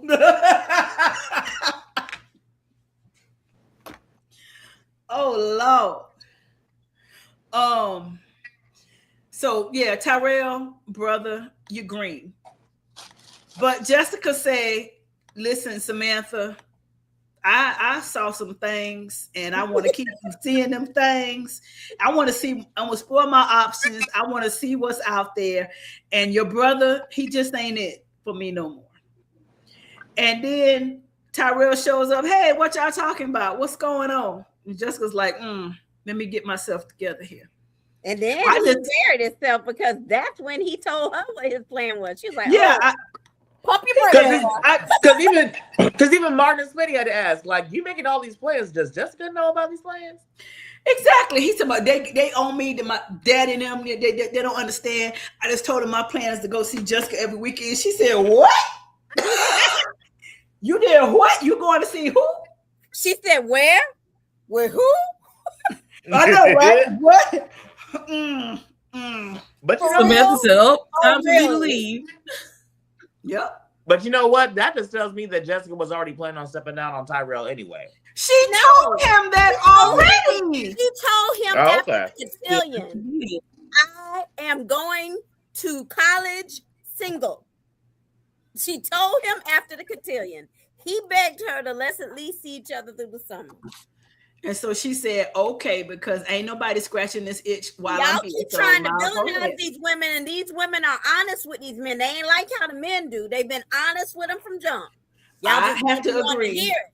I have to agree. She told him the night of the cotillion, the moment she got off of him, and said, "I don't plan on taking you with me to college, and this is not going to Getting go off of past him here." is diabolical. It's 10:45. Yes. It's okay. It's okay. It's 10:45. We in after dark mode. She said, "I'm not here for a She long went trip." for the dismount. This not exactly. Oh, no, not the dismount. I'm done, and that's it. I'm not taking this ship with me to college. Oh God. Tyrell say, "What? Excuse me? What?" I'm going to go single. You're right, Keisha. She said it, and he wanted to say, but see, he did what so many other women do. And I'm not liking him to a girl. I'm not liking him to a girl, but what I'm saying that is he tried to sex her into submission. He And did. see, a lot of women think the more you sleep with the man, the more we're gonna change his mind. Like some reason the coochie's got a mind control on it. Mhm. Sometimes it works, most of the time it don't. Okay. Mhm. Shout out to Beyond the Gates though for switching these gender roles in these relationships. Yeah. But a lot of women think, just like Haley, the more I throw it up, the more I give up the cookies, the more he gonna listen to me. I'm just gonna be a fool in love. And so Tyrell thought, the more I sling this new thing I got. Boy, you don't even know how to sling it right. That's what I'm saying. I just discovered that I had it. That I'm slinging it as best I can sling it, but I'm gonna make her change They it. slinging it a little better in Cali. They sling it a little. They got a bit more swag on it than They Cali. slinging it a little swaggier in Cali. Just like ASAP Rocky said about Rihanna, when she was with the Saudi guy, talking about you can't do nothing with a Harlem ninja like me. The Harlem swag, that Saudi dude can't do nothing like that. And that's what them UCLA Sigmas and Qs and Kappas and Alphas and jocks and football players and carrying on. Tyrell ain't got nothing on that. Just Nothing. That's my type of carrying on right there. That's her Kappa carrying on. Go ahead. That's her type of carrying on. I can't be mad at her. I'm mad at how she did it. Yeah. But like I said, she didn't know. Samantha should have told her. But But then she she knew- had the nerve My- to text Samantha and say, "Be there for him, please," because I done broke his heart. I done ducked to be there for him. Because Samantha knew that she was about to break up. She should have given her the same intel that she gave her fathers. Well, I mean, he came rushing in there with that whole I'm just and then about me staying. She didn't have time. Yeah. But it's also one of those things. He kept on saying, "I'm 18. I'm grown. I should be able to make my own Yeah. choice." You know what? You Go And, right and you can ahead. buy your own ticket too, bruh. With your own money. I mean, but it's a rite of passage. Everybody has to get their heart broken. So she basically told him in the beginning, this is what's going to happen. He didn't believe it. So he had to be told. I think the ripping the Band-Aid off like she did was what it needed to happen. Because he was not listening. She saved him from having to come to the dorm room, open the door. Guess what I saw? A man done kissing my girl in the mouth. Yeah, that's exactly right. She saved him She from ripped it that. off. She did. Because that's exactly what was finna happen. So what happens Which to is why Tyrell my now? nominations for Tyrell. What happens to Tyrell now? He goes to Banneker Goes to and gets in Banneker. his books and finds a new piece of stuff. Is he going to go to Like- Banneker, or is he going to try to transfer now to UCLA to make Jessica see him? Well, they I don't already He may not paid- transfer to the school's supposed to UCLA, but he's start going in to try couple and I think transfer that's somewhere out gonna there in fail. California. I think I think that ship has sailed because she has done seen the light and she know that she don't want that no more. And so she gonna make sure he knows. Listen, bro. But is he going to take her no for an answer? Because what did he do? He went straight to Carlton. Well, he didn't go to her. He went to his grandma and grandpa who were unavailable. Always. And he got advice from Carlton about what should I do. Look, which is why I'd like to nominate his grandparents for being the worst grandparents ever. Mm. Because they're always unavailable for them kids. Well, in their defense, he just called kind of them popped instead up. of He didn't trying to- call right. Yes, Angela. He this didn't call time, and but say I'm nothing. saying in the history of the whole show, they have very rarely been there for these kids. As Taylor showed up more for the grandkids than Nicole has. Nicole was there for Samantha. She was. They're not very grandparently. They're not, because But the only reason why Nicole They in showed the up, but the only streets. reason why, but even why Nicole showed up was I would say it's superficial, but it's really not. But it's like the only reason she showed up was a cotillion. That was it. Yeah. So in their defense, grandparents ain't like our grandparents. Our grandparents was elderly. They was home watching the soap operas. They made us something to eat after school. ain't never These grandparents in the street. Let me tell you something. I told my child, don't get pregnant right now because you ain't got that kind of grandmama. I'm outside. You ain't at Watching those the grandbabies. I am outside. I'm outside too. And I got a grandbaby. And she called me when she wants something. Hey, grandma, how you doing? What you buy me? Oh, well, you need to wait and see. And that's about that. And we made FaceTime, and that's it. But I'm outside. Now, I did offer to, take her to Disney to do the little thing, but I'm outside. Period. Grandma outside. Grandma You make yourself outside outside. tonight. So I have never met a grandmother like me. When I met my grandma wasn't doing the things I'm doing. No, mine was Yeah. in the garden. Okay. He was outside. Mine was washing dishes, Garden cooking too. for my I'm in the grandpa. garden in the day and I'm outside at night. She was canning vegetables and fruit and I've been Sitting in the on the garden porch all day today. Where am I tomorrow TV. night? Outside. I guess I had grandmas that were willing to watch me and my sisters. See, That but was that's a what I'm different saying. time. It was a different time. You had a home Different grandma. time. It was a different time. I grew up with, my grandma put my grandpa's meal on the table. He came in, he sat down, the plate came right there. Boom. She slaved all day long. Then she sat down, she watched her stories. She said, give me a Yeah. Pepsi off behind the thing. We did our thing. And then that's it. And she had that house gown on, that regular one that, the ones that made all them babies. And she made 5 of them out that same gown. Wasn't no lingerie, wasn't none of that. Hey, the muumuus or something. The Them moo-moos put it Girl, on you. hold on. Y'all seen the moo-moos on TikTok? They cute. I hadn't seen the Yes, TikTok they are video. cute now. No, I have not They seen got they TikTok still video. Yes, they are cute. When They got a really back are US cute. store, I'm gonna get me one of them. Well, I'm telling you, them moo-moos was lethal back in the day. Now, the grandma, Okay. she can lift that skirt up. And one thing grandma did do, she lifted up. Listen, Willie Earl, he'll do something for a muumuu now. I'm saying, Willie Earl will fight you behind. Yeah. Don't let Willie Earl catch Lula May making some Lula breakfast May and that batter and- beat. And she be doing that. Yeah, and Betty Ann ended up back in the, listen, the moo-moos was deadly back in the day. But that's not who we are. So them grandparents that Tyrell got, they outside. They're not there for all that advice. So Carlton had to say whatever he said. And I really don't remember what he said, but he said him saying what he said decided to give Nicole the ultimatum. So Tyrell, it's your fault that you broke this man off. You broke his heart. Don't even know it. Coming to him for advice. You ended he wasn't in a relationship. I don't know what that was Carlton was in. But you did it, Tyrell. It's you. But everybody seems to be going to Carlton. Like, why is Carlton the go-to? And everybody think that Carlton got right good sense. Because Carlton don't have good sense. But everybody seems to think that Carlton got good sense. And therefore they keep talking to Carlton, which they shouldn't be. But here come another one where you got the blind leading the blind. I think Eva is upset about the scar. She go to Carlton. Why you go to Carlton and not your daddy is beyond me.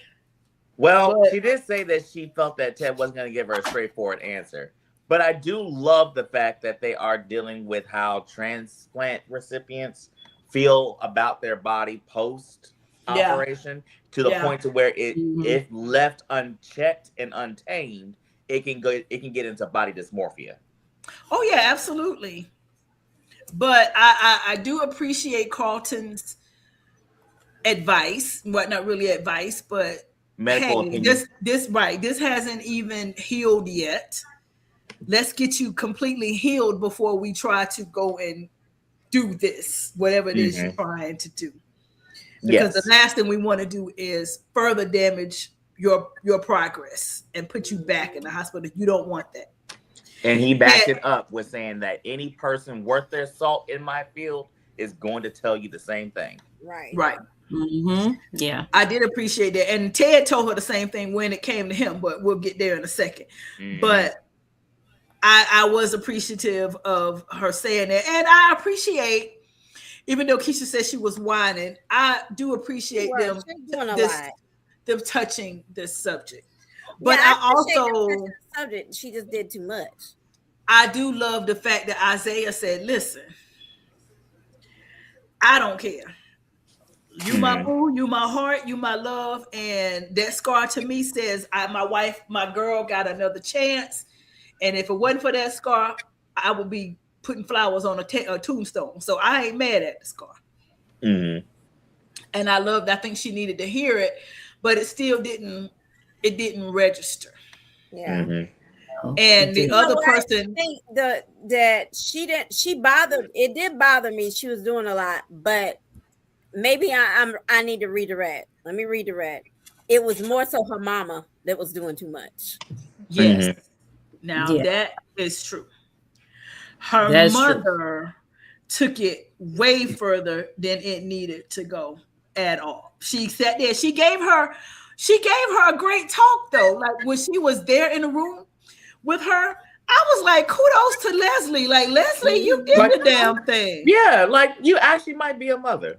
You act like you got some sense. And then she lost all of it. And then she Watusi herself to the club and confronted Ted and lost all the marbles she had. All the marbles in the world, she expended them right there at the table with Ted. But he took her right on back. And he gathered her together. I'm trying to find the graphic. Lord, I need it. I know I have it. Right together. It was like a beautiful scene. She said, her father, she cannot count on you. She said you are a disgrace. Back on her. Yes. And all of the things. She went in on my boy. She laid. You calling her crazy? I'm like, he's not calling her crazy. Are you trying to say blah, blah, blah? And she just spit it all. You should have said, no, I'm calling your ass crazy. That's crazy. Yep, that part. Yeah. But then he said, she stood up and he said, oh, no, you don't get to say what you get and walk away. Stood up, said, sit your black ass down. That's what he wanted to say. And I was like, oh, okay. Now, where were these balls whenever you were going through they finally dropped. And everybody in the club was watching. Sit down. Listen, I was like, listen. extra number 247 was sitting there eating her drink and Like, drinking her drink. Is like, oh, Oh, I know you're talking about the white lady with the brown hair. yes. He was like, oh. She was like, oh, okay. She sure was. Ted did a Kamala Harris, and this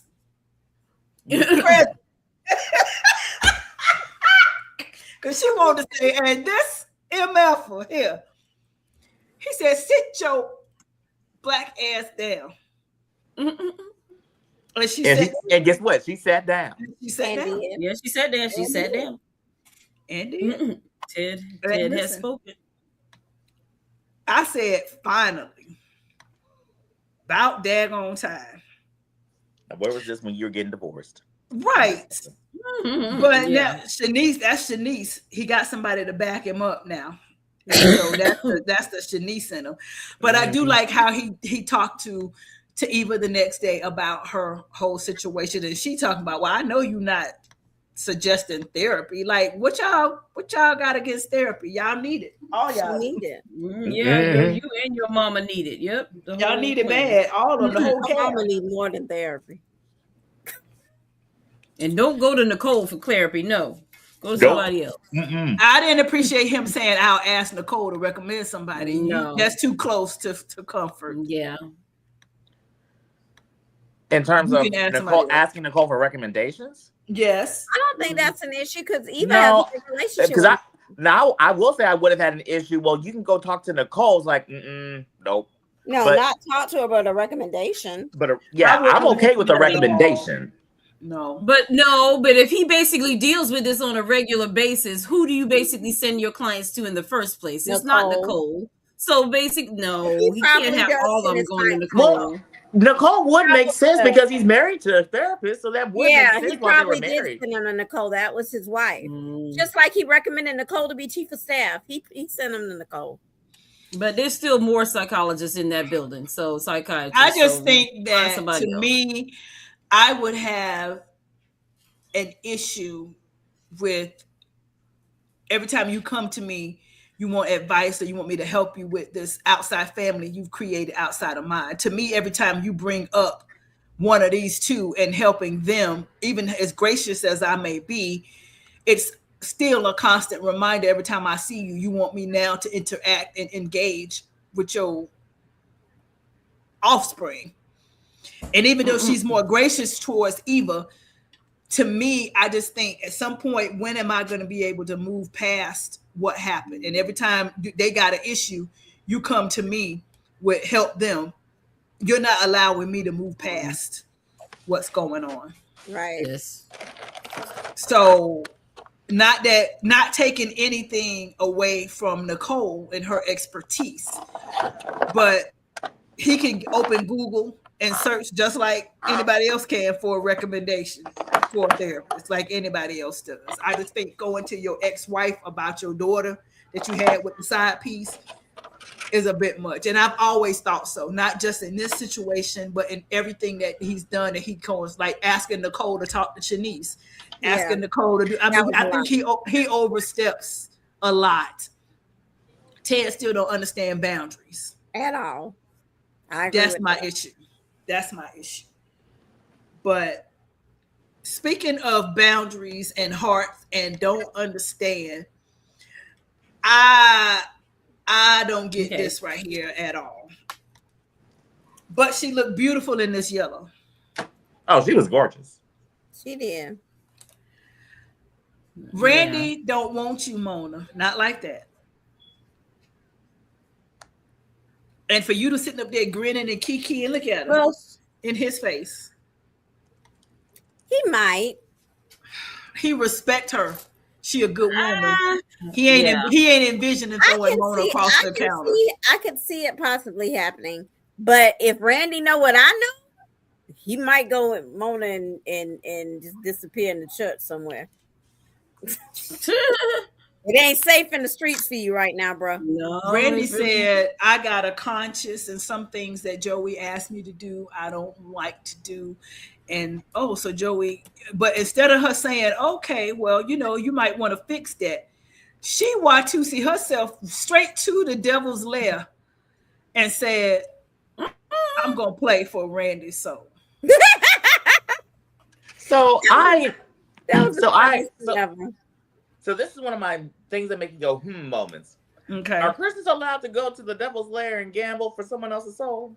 Well, and okay, see that I was gonna say that, but That's anyway, funny. Let me go ahead. Let's just go ahead now while we here, and just go on to things that make you go, Let me just look, cause we already here, and then we'll go do some trivia. Let's just go. Things that make you go.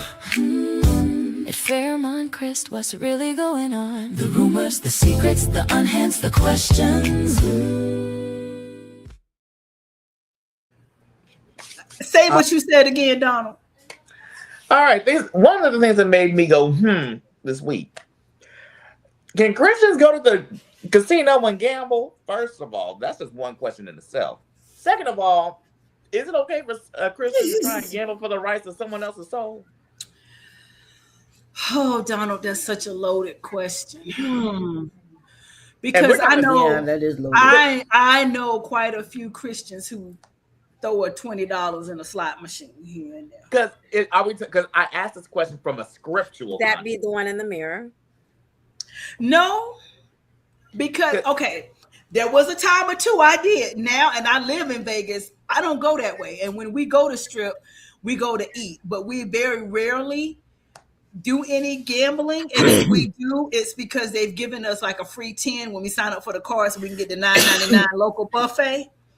And we spend the $10 that they give us. But we did say we were going to start playing more often because of the room rates we get, so we can have the staycation. So it's not about the money, it's about putting it in the machine, letting it register that you put the money on your card, and then you might do 1 or 2 spins and cash it back out, but it's already registered that you put whatever in. So at that point, it triggers your rewards. And when they notice that you come into play, they throw you a free room or two, whatever. And so we like to do staycations. But that's it. Like, as far as going and dropping my check in the casino or sitting down hoping to actually come away with a windfall, no, that's not how it goes. But that don't necessarily say my way is right and somebody else's way is wrong, because another Christian will look at me and say the fact that you do anything at all, you're going straight to hell for. But I realize that other people don't have a heaven or hell to put me in.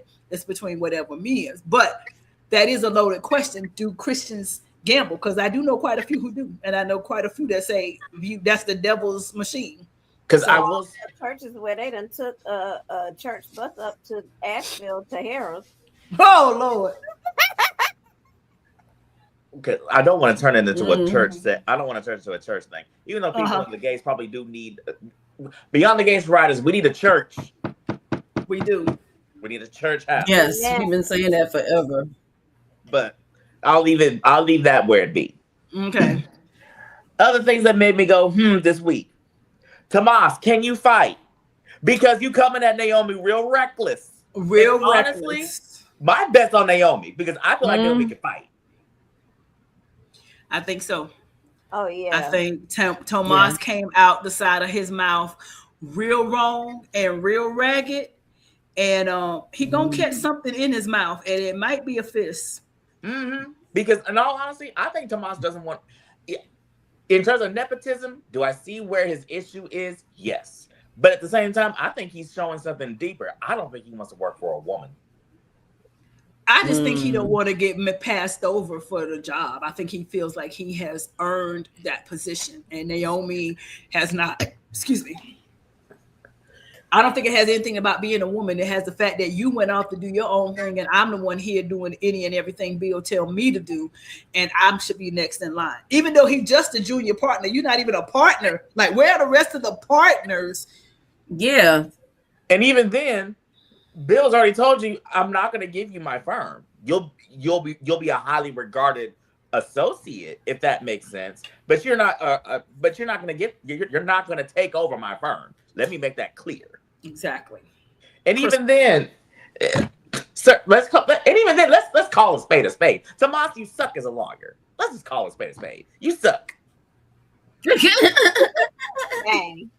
Tell him how you really Not the best. Because It's like he hasn't tried anything yet. I know. I still said what I said. He said what he said, and he stood on what he said. What up? And you sticking with it. Say I'm it sticking again. with it. Say it again. Tomas, you suck as a lawyer. That's what I said. That's what he said. Okay, next. Ooh. I got two more.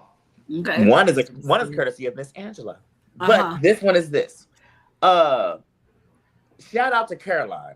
They made me go, you are really beautiful. And normally when people have like a glow up of beauty, they're normally gonna normally take on more of screen time to where either they are more of a main recurring role or main roles in some capacity. So I hope that we get to see you on the credit screen, girl. I ain't gonna hold you. See, put Caroline on the credit screen. But she was I think she's gonna Maybe end she up. could get with Carlton. Put her with Carlton. She's gonna end up with Bill. You think I can see that. I can see that. Because even then, I said earlier things that made me go, you looking you acting real protective of Bill right now. She's gonna end up with Bill. Bill's gonna, because she's the one that's gonna put it all together. She's the one getting him to the hospital. She has been the one hiding the bodies. He's gonna look at her with a newfound respect, and then that's gonna put everybody else in their place, because Andre and Danny, whatever they have, they're gonna work their ish out eventually. Yeah. Bill is going to end up with Caroline, and Haley, who knows where she's going to end up, but I think that Bill is going to end up with Caroline. I can see Caroline and Bill exploring something. I can definitely see that. Yes. That's where I think that's going to go. Okay, go ahead. Which one I want to do? I know I have one from Angela, but this one, I find it real funny that Andre's secret is very parallel to Martin's secret in terms of how both of them have something criminal attached to it. That's one. That's it. And Miss Andre doesn't know Martin's secret, so he doesn't know that the Duprees are just as dirty as everybody else, because he hadn't seen that side of the Duprees yet. Right. That they would hide it. But go ahead. And the last thing that made me go, Miss Angela go, is Jessica. Who are you channeling, baby girl? Because are you channeling Jessica Rabbit or Little Red Corvette? I think it's Little Red Corvette. Red Corvette. Bet you should know by the way she parked her car sideways. It wouldn't last. She's the kind of person believes in making out once, love them and leave last. Yes. Left the little boy sitting right there, poor thing. She channeling Little Red Corvette. That's what Jessica did. She done. Do we have any church announcements, or we gonna move on to the commercial break? Move on. All right, we're moving on. We'll come right back with some trivia. How about that?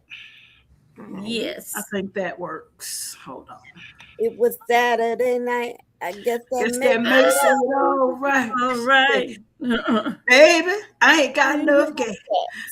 I think they're making a Purple Rain musical, actually. I did see that they're going to do a Purple Rain musical on Broadway. I'm here for it. I'm here for it, depending on the cast. We can't always get what we want. Oh, yes, we can. Let's go. I need to be in the room where the auditions happen.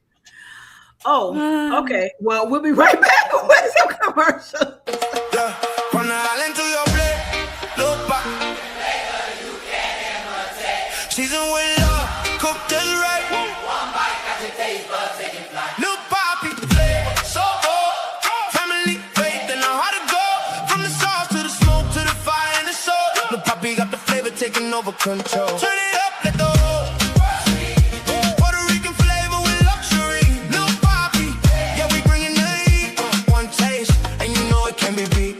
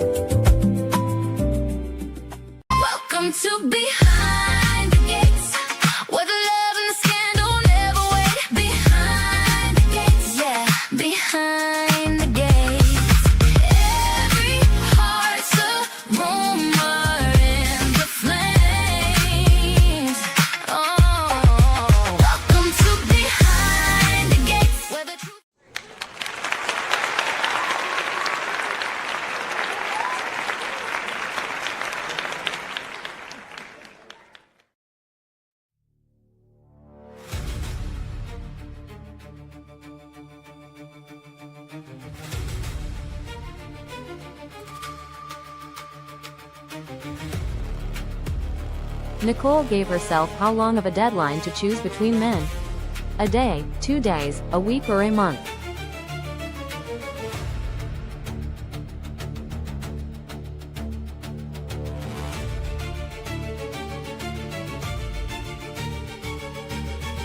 Who did Randy have follow Heather from the airport? Joey, Vinny, Nigel, or Marcel?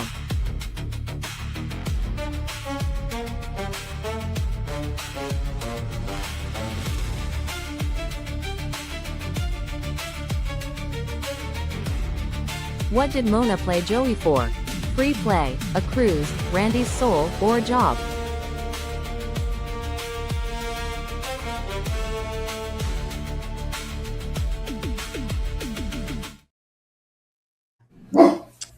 All right, so we are back. Y'all go ahead and Hush, Taz.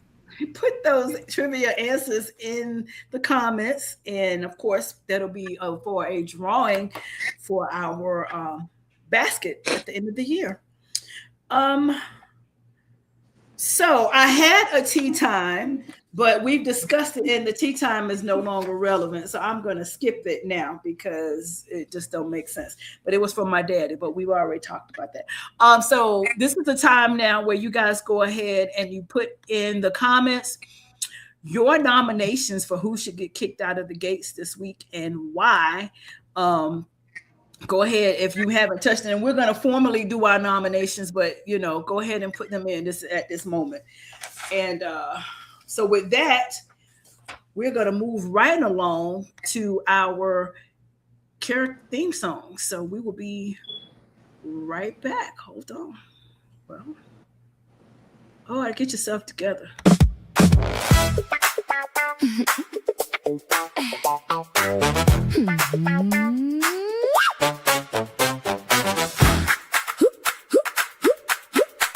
Who made a scene? Who spilled the tea? Who had everybody talking all week long? Who chose chaos? Who brought the drama? Whose actions earned their very own song? It's character theme songs, and somebody's getting a soundtrack today.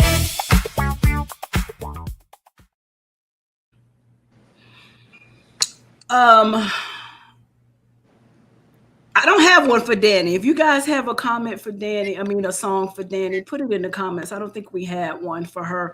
But Bill, Donald gave him what?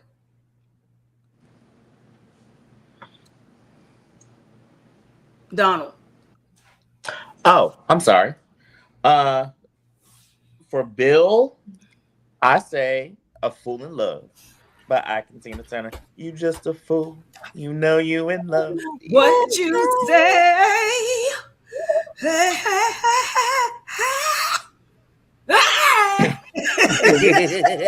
That's my movie right there. For no reason. That's my movie. Listen, That's my movie. I was here for Tina doing that. I'm here for the hoot and holler. The other one is Jessica, and I have Heartbreaker by Michael Jackson. For those that listen to the Invincible album, go take a listen to that. Mm-hmm. Yes. And last one for me is Nicole, I believe, Torn by LaToya Luckett. Okay. Angela. Terrell, it was Say Goodbye by Chris Brown. But I think you could also go with Whip It. What? Oh my God. Not Whip It. Like Whip It Good. That's a throwback to the 80s. My God. Well, Yeah. Andre Confessions, which he need to basically hurry up and do. Because he basically running out of time. You could also, while you're going back to those MTV Rock days, and do Hot for Teacher for Andre. Yeah. Since he like them cougars, like them old gals. Okay. And then Haley, I Get Away, Bobby Brown. And I couldn't think. I gotta get away. Yeah, I gotta get away. I gotta get away. Sorry, I gotta get away by Bobby Brown. All right. Keisha, you want to do the And then last two? Kyle, I didn't have one for Kyle. So if y'all can think of Kyle, I think he's just happy in love right now. Happy In cow between the inside, sheets. so he Between happy. the sheets. Yeah, well, you could. Keisha, you want to do the last two? For Eva, we had Scars to Your Beautiful by Alicia Cara, and Isaiah, Just the Way You Are, Bruno Mars. Yeah, they was love real that sweet and song. sappy. Yes, we're I sappy. love that But okay, so let's get to the nominations here. We already pretty much said it. Let me just go through the list of the ones we've already talked about. Andre is at the top of the list. Andre, you got Danny in Danger. You need to open your mouth. We gave who else did we give a nomination? Vanessa. Got a nomination. I don't remember what Vanessa's nomination was for though. What was it? Oh, but for her oh Lord, I'm about to do air quotes and I just realized my camera's off. Coming out Her with Randy. warning to Randy Uh-huh. without warning Randy. She should have explicitly warned him. They are on to you. Leave Haley alone, so that he would know what's really real. But I had another reason for Vanessa also, because my thing with Vanessa is she is so, and this is like we said, all the mamas and grandparents up in the show, for real. They're so caught up in their own lives that their kids is just falling by the wayside. She don't even know that Deanna got her own little boo thing now. Nope. And a broke one at that. Well, anyway. Yeah. That ain't my business. He got a He got a job. job. He got a job. He ain't He got his making first money. paycheck yet. But he still got a job. You got to work 2 weeks in the hole before you get a check. Well, he got free rent. He got someplace to stay. Well, okay. Marvella says Heather and Andre song is Danger by Mystical. Danger! Get I on said the Heather's song was Congratulations by Vesta. by Vesta. Yes, right. She did. Yeah. Congratulations by Vesta. I thought it would have been me. All I can say is, Andre, what you got, dude. I don't want to meet it in the back alley. But you turning people out like this. Oh, who is it? Curtis said, Danny, Billy, Don't Lose My Number by Phil Collins. Ah!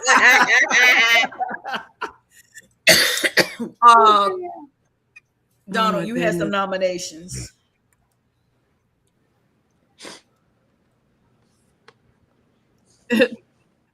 Donald. You had some nominations. Huh? What were your nominations again? Oh, sorry. I'm telling you, the screen is not. It's buffering. So Okay. for mine, Nicole, for the way that she thought she wasn't going to end up hurting anybody in her dating two guys, but did.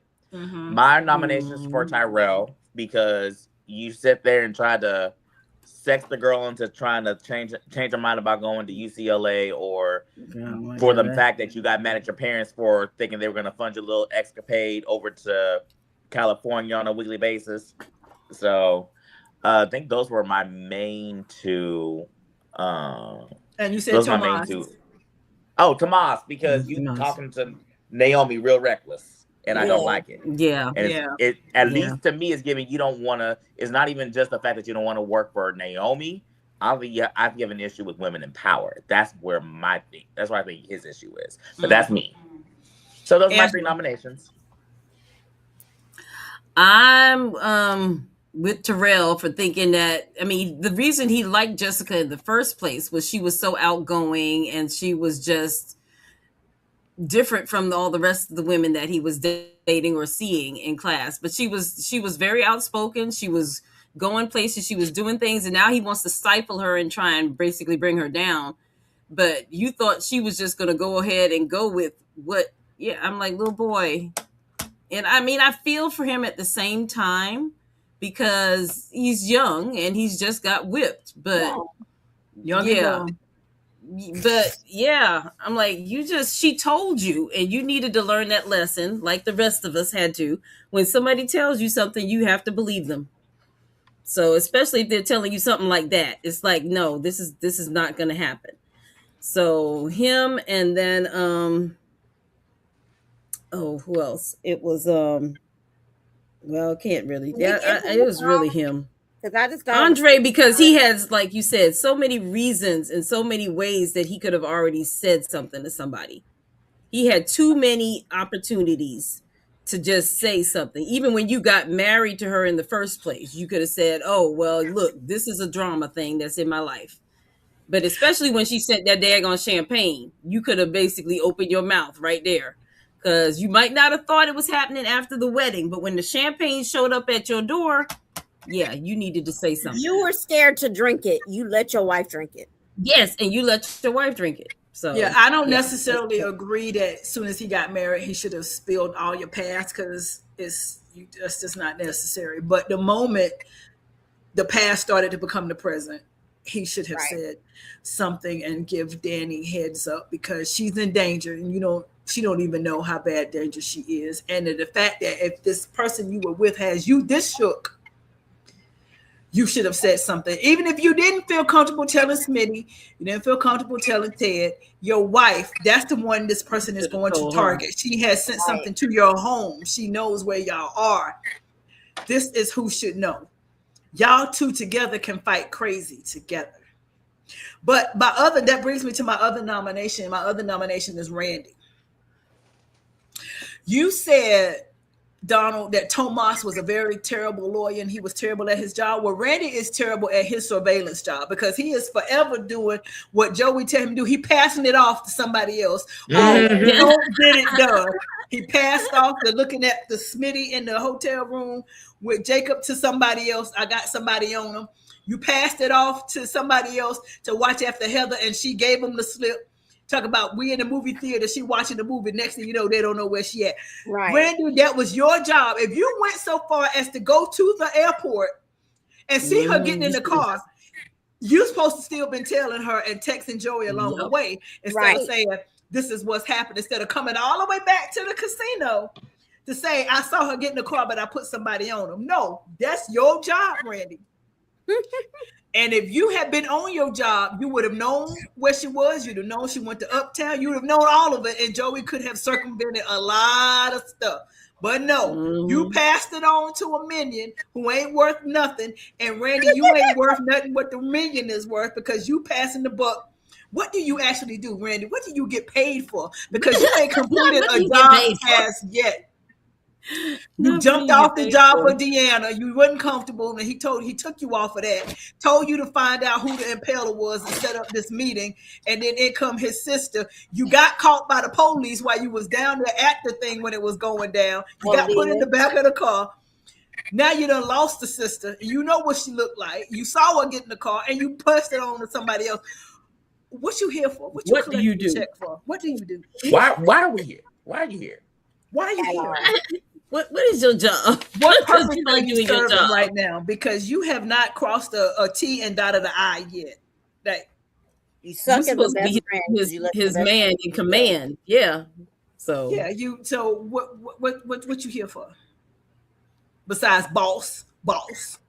He's a subcontractor par excellence. What you here for, Randy? Sammy. You ain't even got enough sense to not meet Haley in public for people to see you to think that you having an affair, and you still meeting in public. You ain't got enough sense to. I don't understand why they don't meet at a hotel already. Well, I don't know. Yeah, but there's cameras there, but then there's cameras everywhere they go. A hotel would be worse. But there's places that the Duprees don't go, right? That y'all can go to be seen. To do your thing. Leave. Y'all go meet in Uptown. Going downtown DC. You go to Uptown. Y'all go to Orphan I'm sure it is. Mm-hmm. You go to the cafe. All the places that they go. That's where y'all there. So Randy, you ain't worth a hill of beans. You ain't worth. They could have went to the Chinese restaurant on the corner of such and such and such and such. Well, you can't go down there because Isaiah saw that. That's where Isaiah be down there. But go somewhere. Go to the next city. Go to Virginia. Go somewhere. Or talk on the phone, but not in your own house. Why can't we just do a video call? I mean, why you got to actually be in my face? And why Haley got him saved as the boutique in her phone? Do I have the number to the local boutique in my phone? No. But what if Bill? What if Bill decide to call? What if Bill decide to call the order closed for you and and Randy answered the phone. But go ahead, Keisha. You remember when Bill was coming home and Haley heard him come in and heard him stumble and acted like she was on the phone? Did y'all peep that she put the phone up on her ear and talked put the phone down? Okay, bye, and then pulled her earbud out of ear. Oh yeah, because it was Randy on the phone, so I guess she was like, "Oh, it's about to happen now." She pulled the earbud out.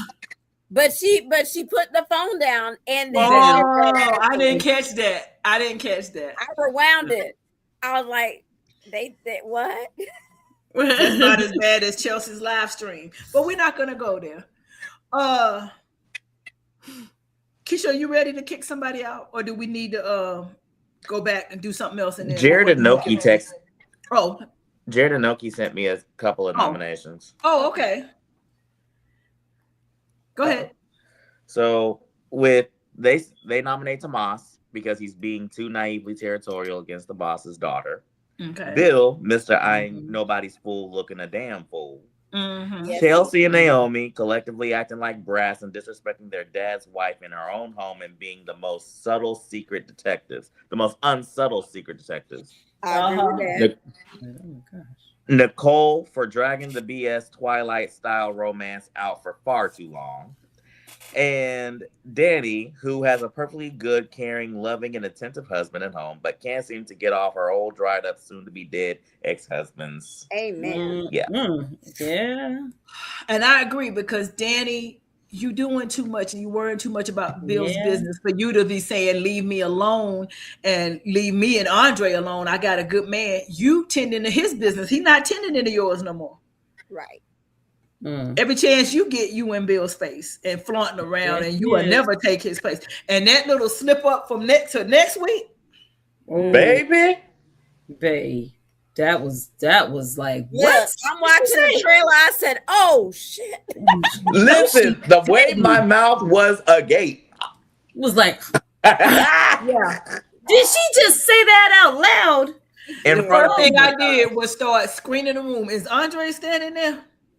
Listen, that's what I was looking for. Where he at? He was right beside her, wasn't he? No, he wasn't. No, that was Jacob. He was not there. Everybody else was Jacob standing behind her. Every other Dupree was there, but Andre. Damn. And she said that message, you would never make me. What did she say? You never make me forget about my husband or stop caring about my husband. Or you never replace him with my husband. Never replace him in my heart. He will always be my husband. Be my husband. And did you see Anita's face when she said that? Everybody's face. Jacob looked at Smith. Like, everybody they're looking around. Everybody. Like, what the hell? What just happened? They're like, what did we just stumble on? All right, writers. Now you acting like you revving up to for part. They revving up. They revving up. It's gonna be messy next week. It's gonna be soapy next week. It's gonna be messy. It's gonna be messy, and I'm here for it. Don't disappoint us now. Don't disappoint it. Don't lead us there and then drop us off. Just listen. So read me out my names again.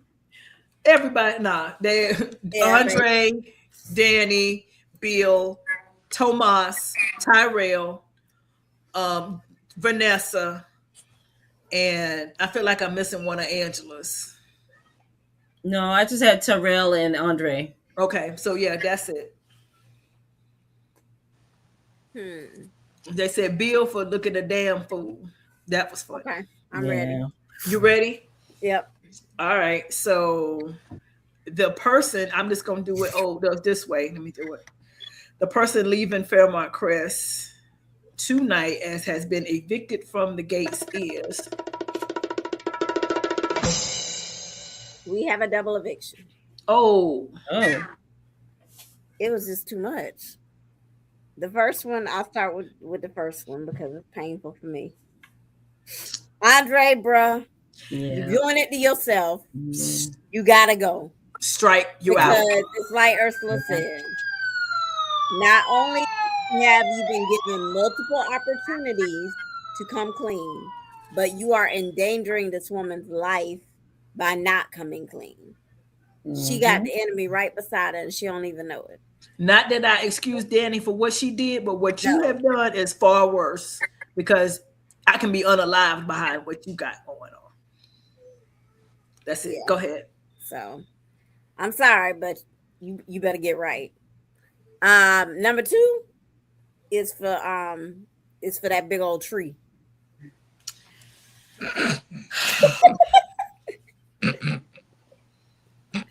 Tree.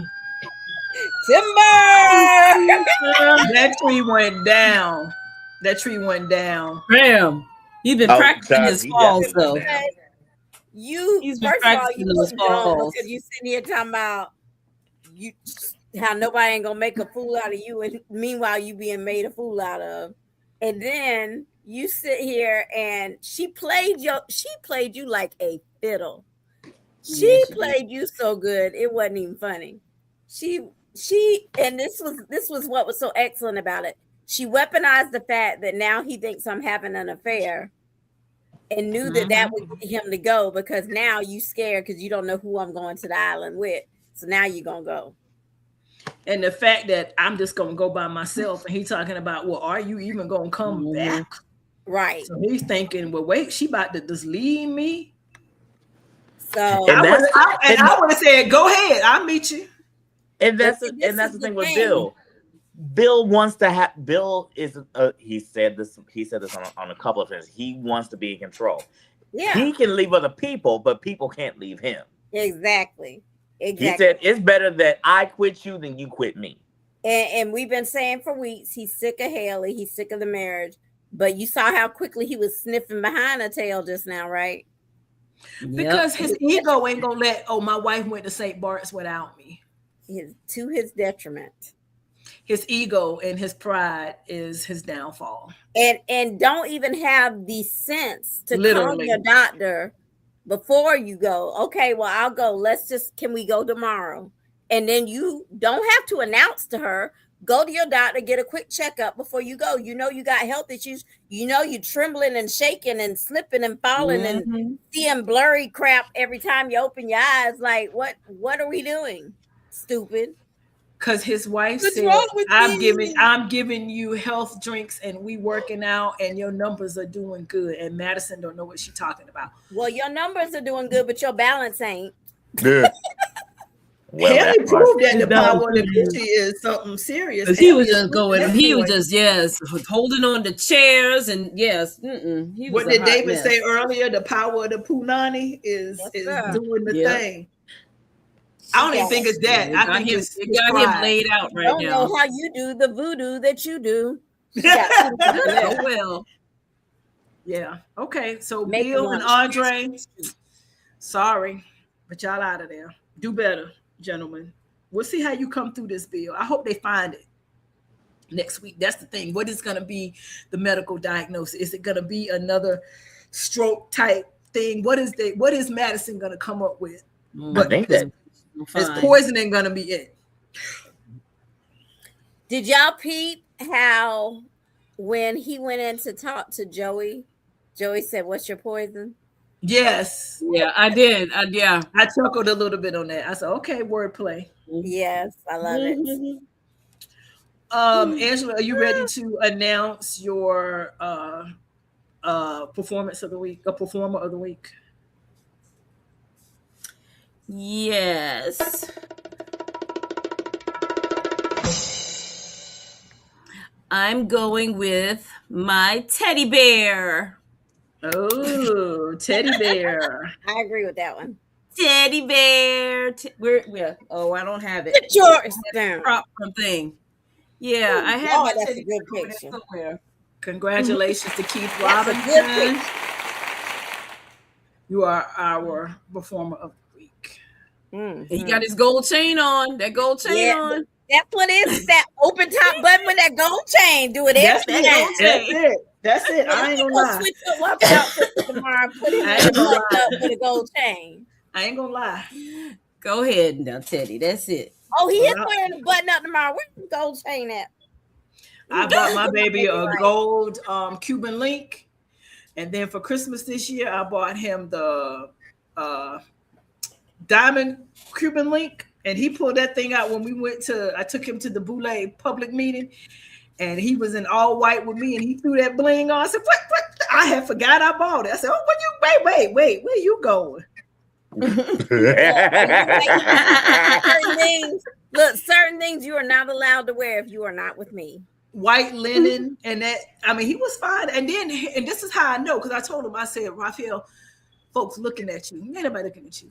Why A Sora sent me a message the next day and said, I was sitting behind you and your husband at the public meeting. Now, how you know you were sitting behind us? I don't know you. But they know him. But they knew, they peeped him, and they was like, oh, I was sitting behind you at the meeting. It was how many thousands of people in there, but you knew you were sitting behind us. I said, let me find out. How you knew that was my husband? How you know? How you know? Look, don't play with it.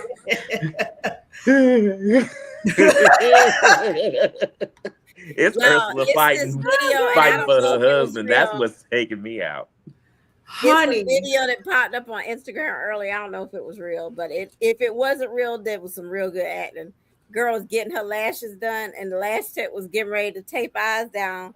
And I guess the lady was doing it in her house, and her husband walked in the room. The girl said, "Ooh, who is that?" She said, "That's my husband." She said, "Ooh, he fine as hell." She said, "What?" No. Now this is I saw this. I'm gonna say it's true, but they shared the messages. This guy was bringing the kids to the daycare, and the daycare teacher texted him and said, "You mighty fine if you want to get with me. Are them kids biologically yours?" And he talking about, nah, they hers. I'm just a stepdaddy. She like, oh, so you want to date me? Like, you trying to take the woman man from the daycare. The daycare teacher. Look, no, this one went further though, because she said, well, he fine as hell. She talking about he's not here to see you, he's here to see me. She said, shit, he ain't here to see me. She said, you want to have, she said, let's make us some mixed babies. We make some pretty babies. She said, what the hell wrong with you talking about husband like that? And the girl kept going. She said, for real. She said, I'm not gonna do your eyelashes, you don't stop. First of all, if you that bold, don't close your eyes, because you might not ever be able to see again. I'm not trusting you. Yep, might get some. Yeah, I'd have got up off that table for real. Oh, she ended up getting off the table because she wouldn't stop flirting. The woman said, "Get the hell out of here." For real. I gotta find it and send it to y'all. That thing was so funny. Yes, with that, let's do the trivia answers, because I would have been whoop up, man. All right.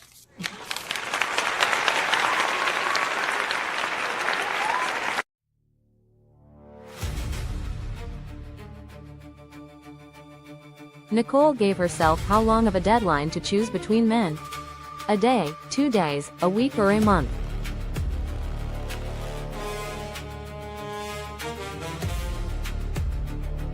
Answer: a week.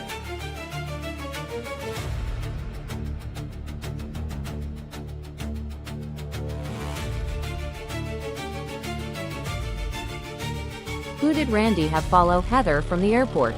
Joey, Vinny, Nigel, or Marcel?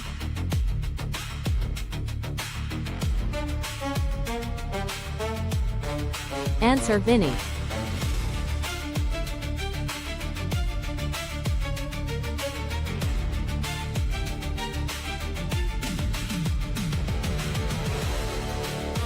What did Mona play Joey for?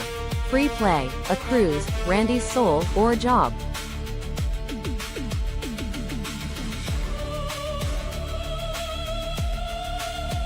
Answer: Randy's soul.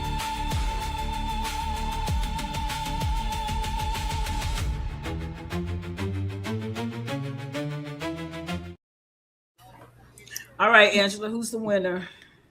The way Mona was playing, she should have asked for a job. Look. The winner is Curtis, because he basically came in with all three. Yeah, Marvella, you came in a little late. He already had them in there for you, so yep. All right, Curtis, congratulations. Everybody give it up for Curtis. Curtis came back and said, I'm busting the door down. Indeed. All right, y'all. So let's roll up on out of here with some final thoughts. Donald, go first. Danny, you are in dangerous waters with your marriage because you won't let go of your past. And I need you to. I'm curious to see how you play this out in terms of next week because you definitely have caught the interest of your family. Andre, be careful because Heather looks like she ain't gonna play with you this time. She let you slip away once. She might not let you slip away again. She gonna take what you got and then say, "I told you, you can't get away from me. I'm in here, anime. I'm in here." But that's it for me. Angela. I'm with him about Andre just needing to basically come clean, but I don't think he is going to. So I want to see what Heather is going to do, or is she going to try and pin him up so he does something too? But I doubt he would sit there and try and do anything to what's his name? Danny. I can't think. No, not Danny. Smitty. To try and could get Smitty off his track or something like that. You but know that could she say pay for your freedom. Remember they were sitting at that table together and Smitty out on that red. The danger could be that I make Andre get rid of you. But I don't think in order for his freedom. Hopefully go to Jacob first and try and get Jacob involved. But it could go there, but I hope not. And I hope Danny can keep her mouth shut, but we already see she's not going to. So, Marvella, you mean in the group? Because we do announce the winners here on the show. And for people to know that there's trivia and that they should answer the trivia, they need to tune into the show. Yeah, I'm only just saying. On the show. I'm wondering, I'm thinking she said, can we start announcing, recognizing trivia winners? I guess she's asking. On Facebook, you mean? I'm thinking Marvella? In the group. Oh, I guess just like a recognition. Yeah, she says in the group. Okay. Yeah, we can maybe do that. Okay. But I'm just going to say, because Curtis won, and Curtis, I love you, but I don't know your last name. So I'm not going to say Curtis trivia went to Curtis last week. Curtis. Just do its handle. Okay, I can do that too. All right. Angela, were you finished with your final thoughts? Yeah, that was it. Okay, Keisha. Andre, bruh. Everybody on Andre. I mean, for real, man. For real. Let's talk, man. Your uncle didn't listen. He might could have saved his marriage. Probably not, but he might could have. You have an opportunity here to possibly save your marriage, even though you may want to throw it back in the trash after next week. I'm going to need you to open your mouth. Tell your wife what's really real. Because this crazy heifer is lurking close to home. That ain't cool. It ain't cool at all. Danny, I just need you to go to church and pray for the Lord to take that man out of your heart and out of your mind. So it's a soul tie. I don't know. I just need you to do whatever you got to do to break the tie. I don't know what to tell you. But you got to let go. You got to let it go. If you are in love with your husband, you got to let it go. If that man is getting cheated on by his wife, let him get cheated on. It ain't none of your business. If she trying to kill him, let him die. That ain't none of your business. At this point, we all sick of the damn storyline anyway. For real, kill him. Mm-hmm. Go home, spend some time with your husband so he can tell you what he need to tell you. Nah, y'all getting on my nerves. Y'all stressing me out. It's too much other stuff going on in the world. I ain't got time for this drama now. I just ain't got time. And Tomas, man, you getting on my nerve for real with this extra stuff you doing with Naomi. The girl don't want your job. She don't want to work as a criminal defense attorney. So why do you think that she wants to come take over the law firm? Well, see, Haley planted that seed. I was about to say, you let Haley get in your head, stupid, and now you looking a fool, and you're going to end up losing your woman behind it because she is not going to choose you over her cousin. And she already done reminded you. You remember you are talking about my cousin, right? You know that's my she's not cousin. Going to. Now, what I will say is my boy Ed on TikTok did have a theory, not a theory, but a suggestion. Mm-hmm. And when he said it, I was like, damn, that would be tea. And then he heard the argument that we've had for many, many weeks now that we need to flesh out the the Belclair family, and he combined his theory and my theory, and he came up with a good one. So I'm gonna share it. Okay. So, and this is tailgating on the Tomas thing. Tomas and Kat, my money is on. Although I don't have a problem with the ship, they're not gonna make it. They're just not gonna make it. I don't think so. But one, we all agree we need more families in Fairmont Crest. Two, we here at Behind the Gates have stated that the Belclair family would be an excellent one to develop. His theory was, as a way to introduce more of the Belclairs, is to make one of them be a lawyer who is a partner at Bill's firm, a senior partner. So when Bill goes ill, he's a senior partner, but he's not as active. He's like out. So when Bill goes sick and somebody got to come manage things, he comes to take over and run things. Well, senior Belclair partner has a son who has been off living somewhere else practicing law, and he fine, and he comes in young Mr. Belclair around 30-ish to compete with Tomas and Kat.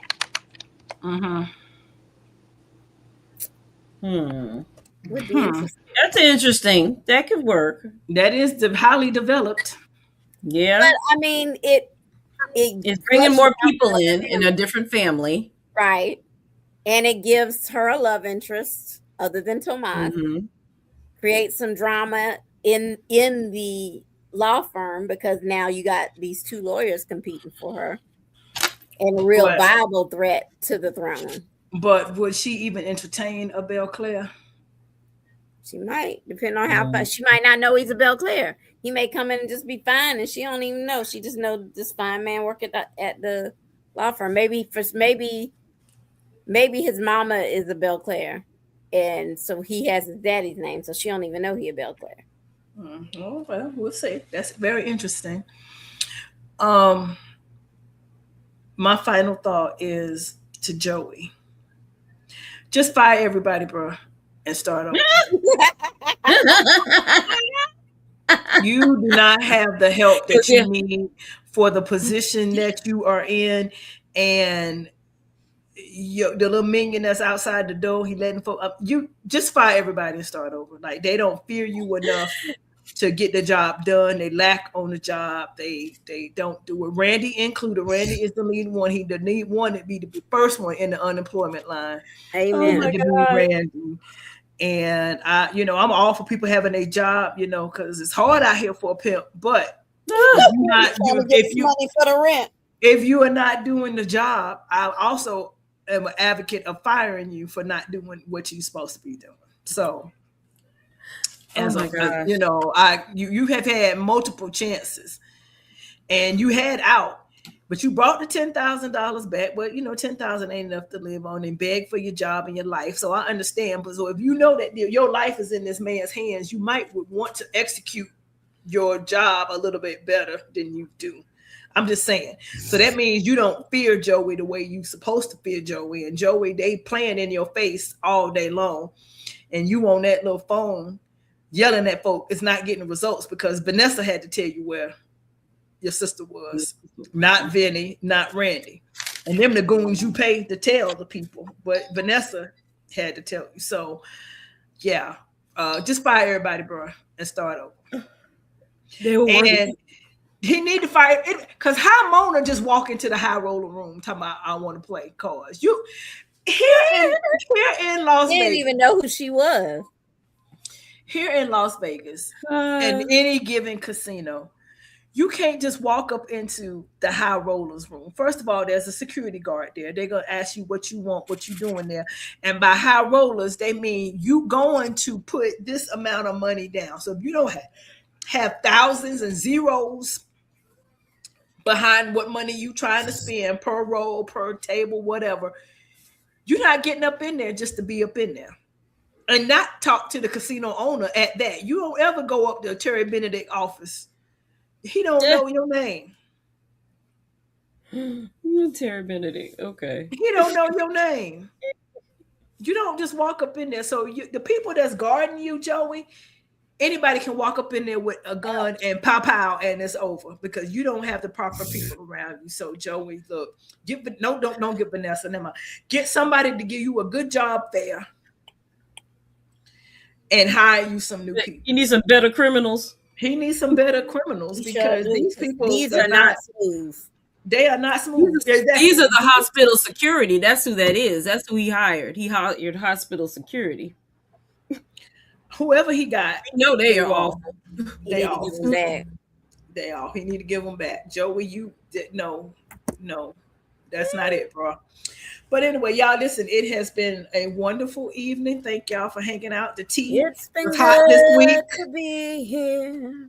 Next week, I think is going to be even better tea. But I think we have pulled some pretty good things out. Y'all remember where you heard it when we say we were right. Just remember where you heard it because you heard it here first. You hear it here first. But anyway, y'all, it's been great. Yeah, this weekend is gonna be a lot going on for me, so y'all may not hear from me, but it's all good. And yeah, all right, everybody. Thank y'all so much for rocking with Behind the Gates. Y'all make sure y'all share this team. All right. Everybody knows the pretty little secrets start to show.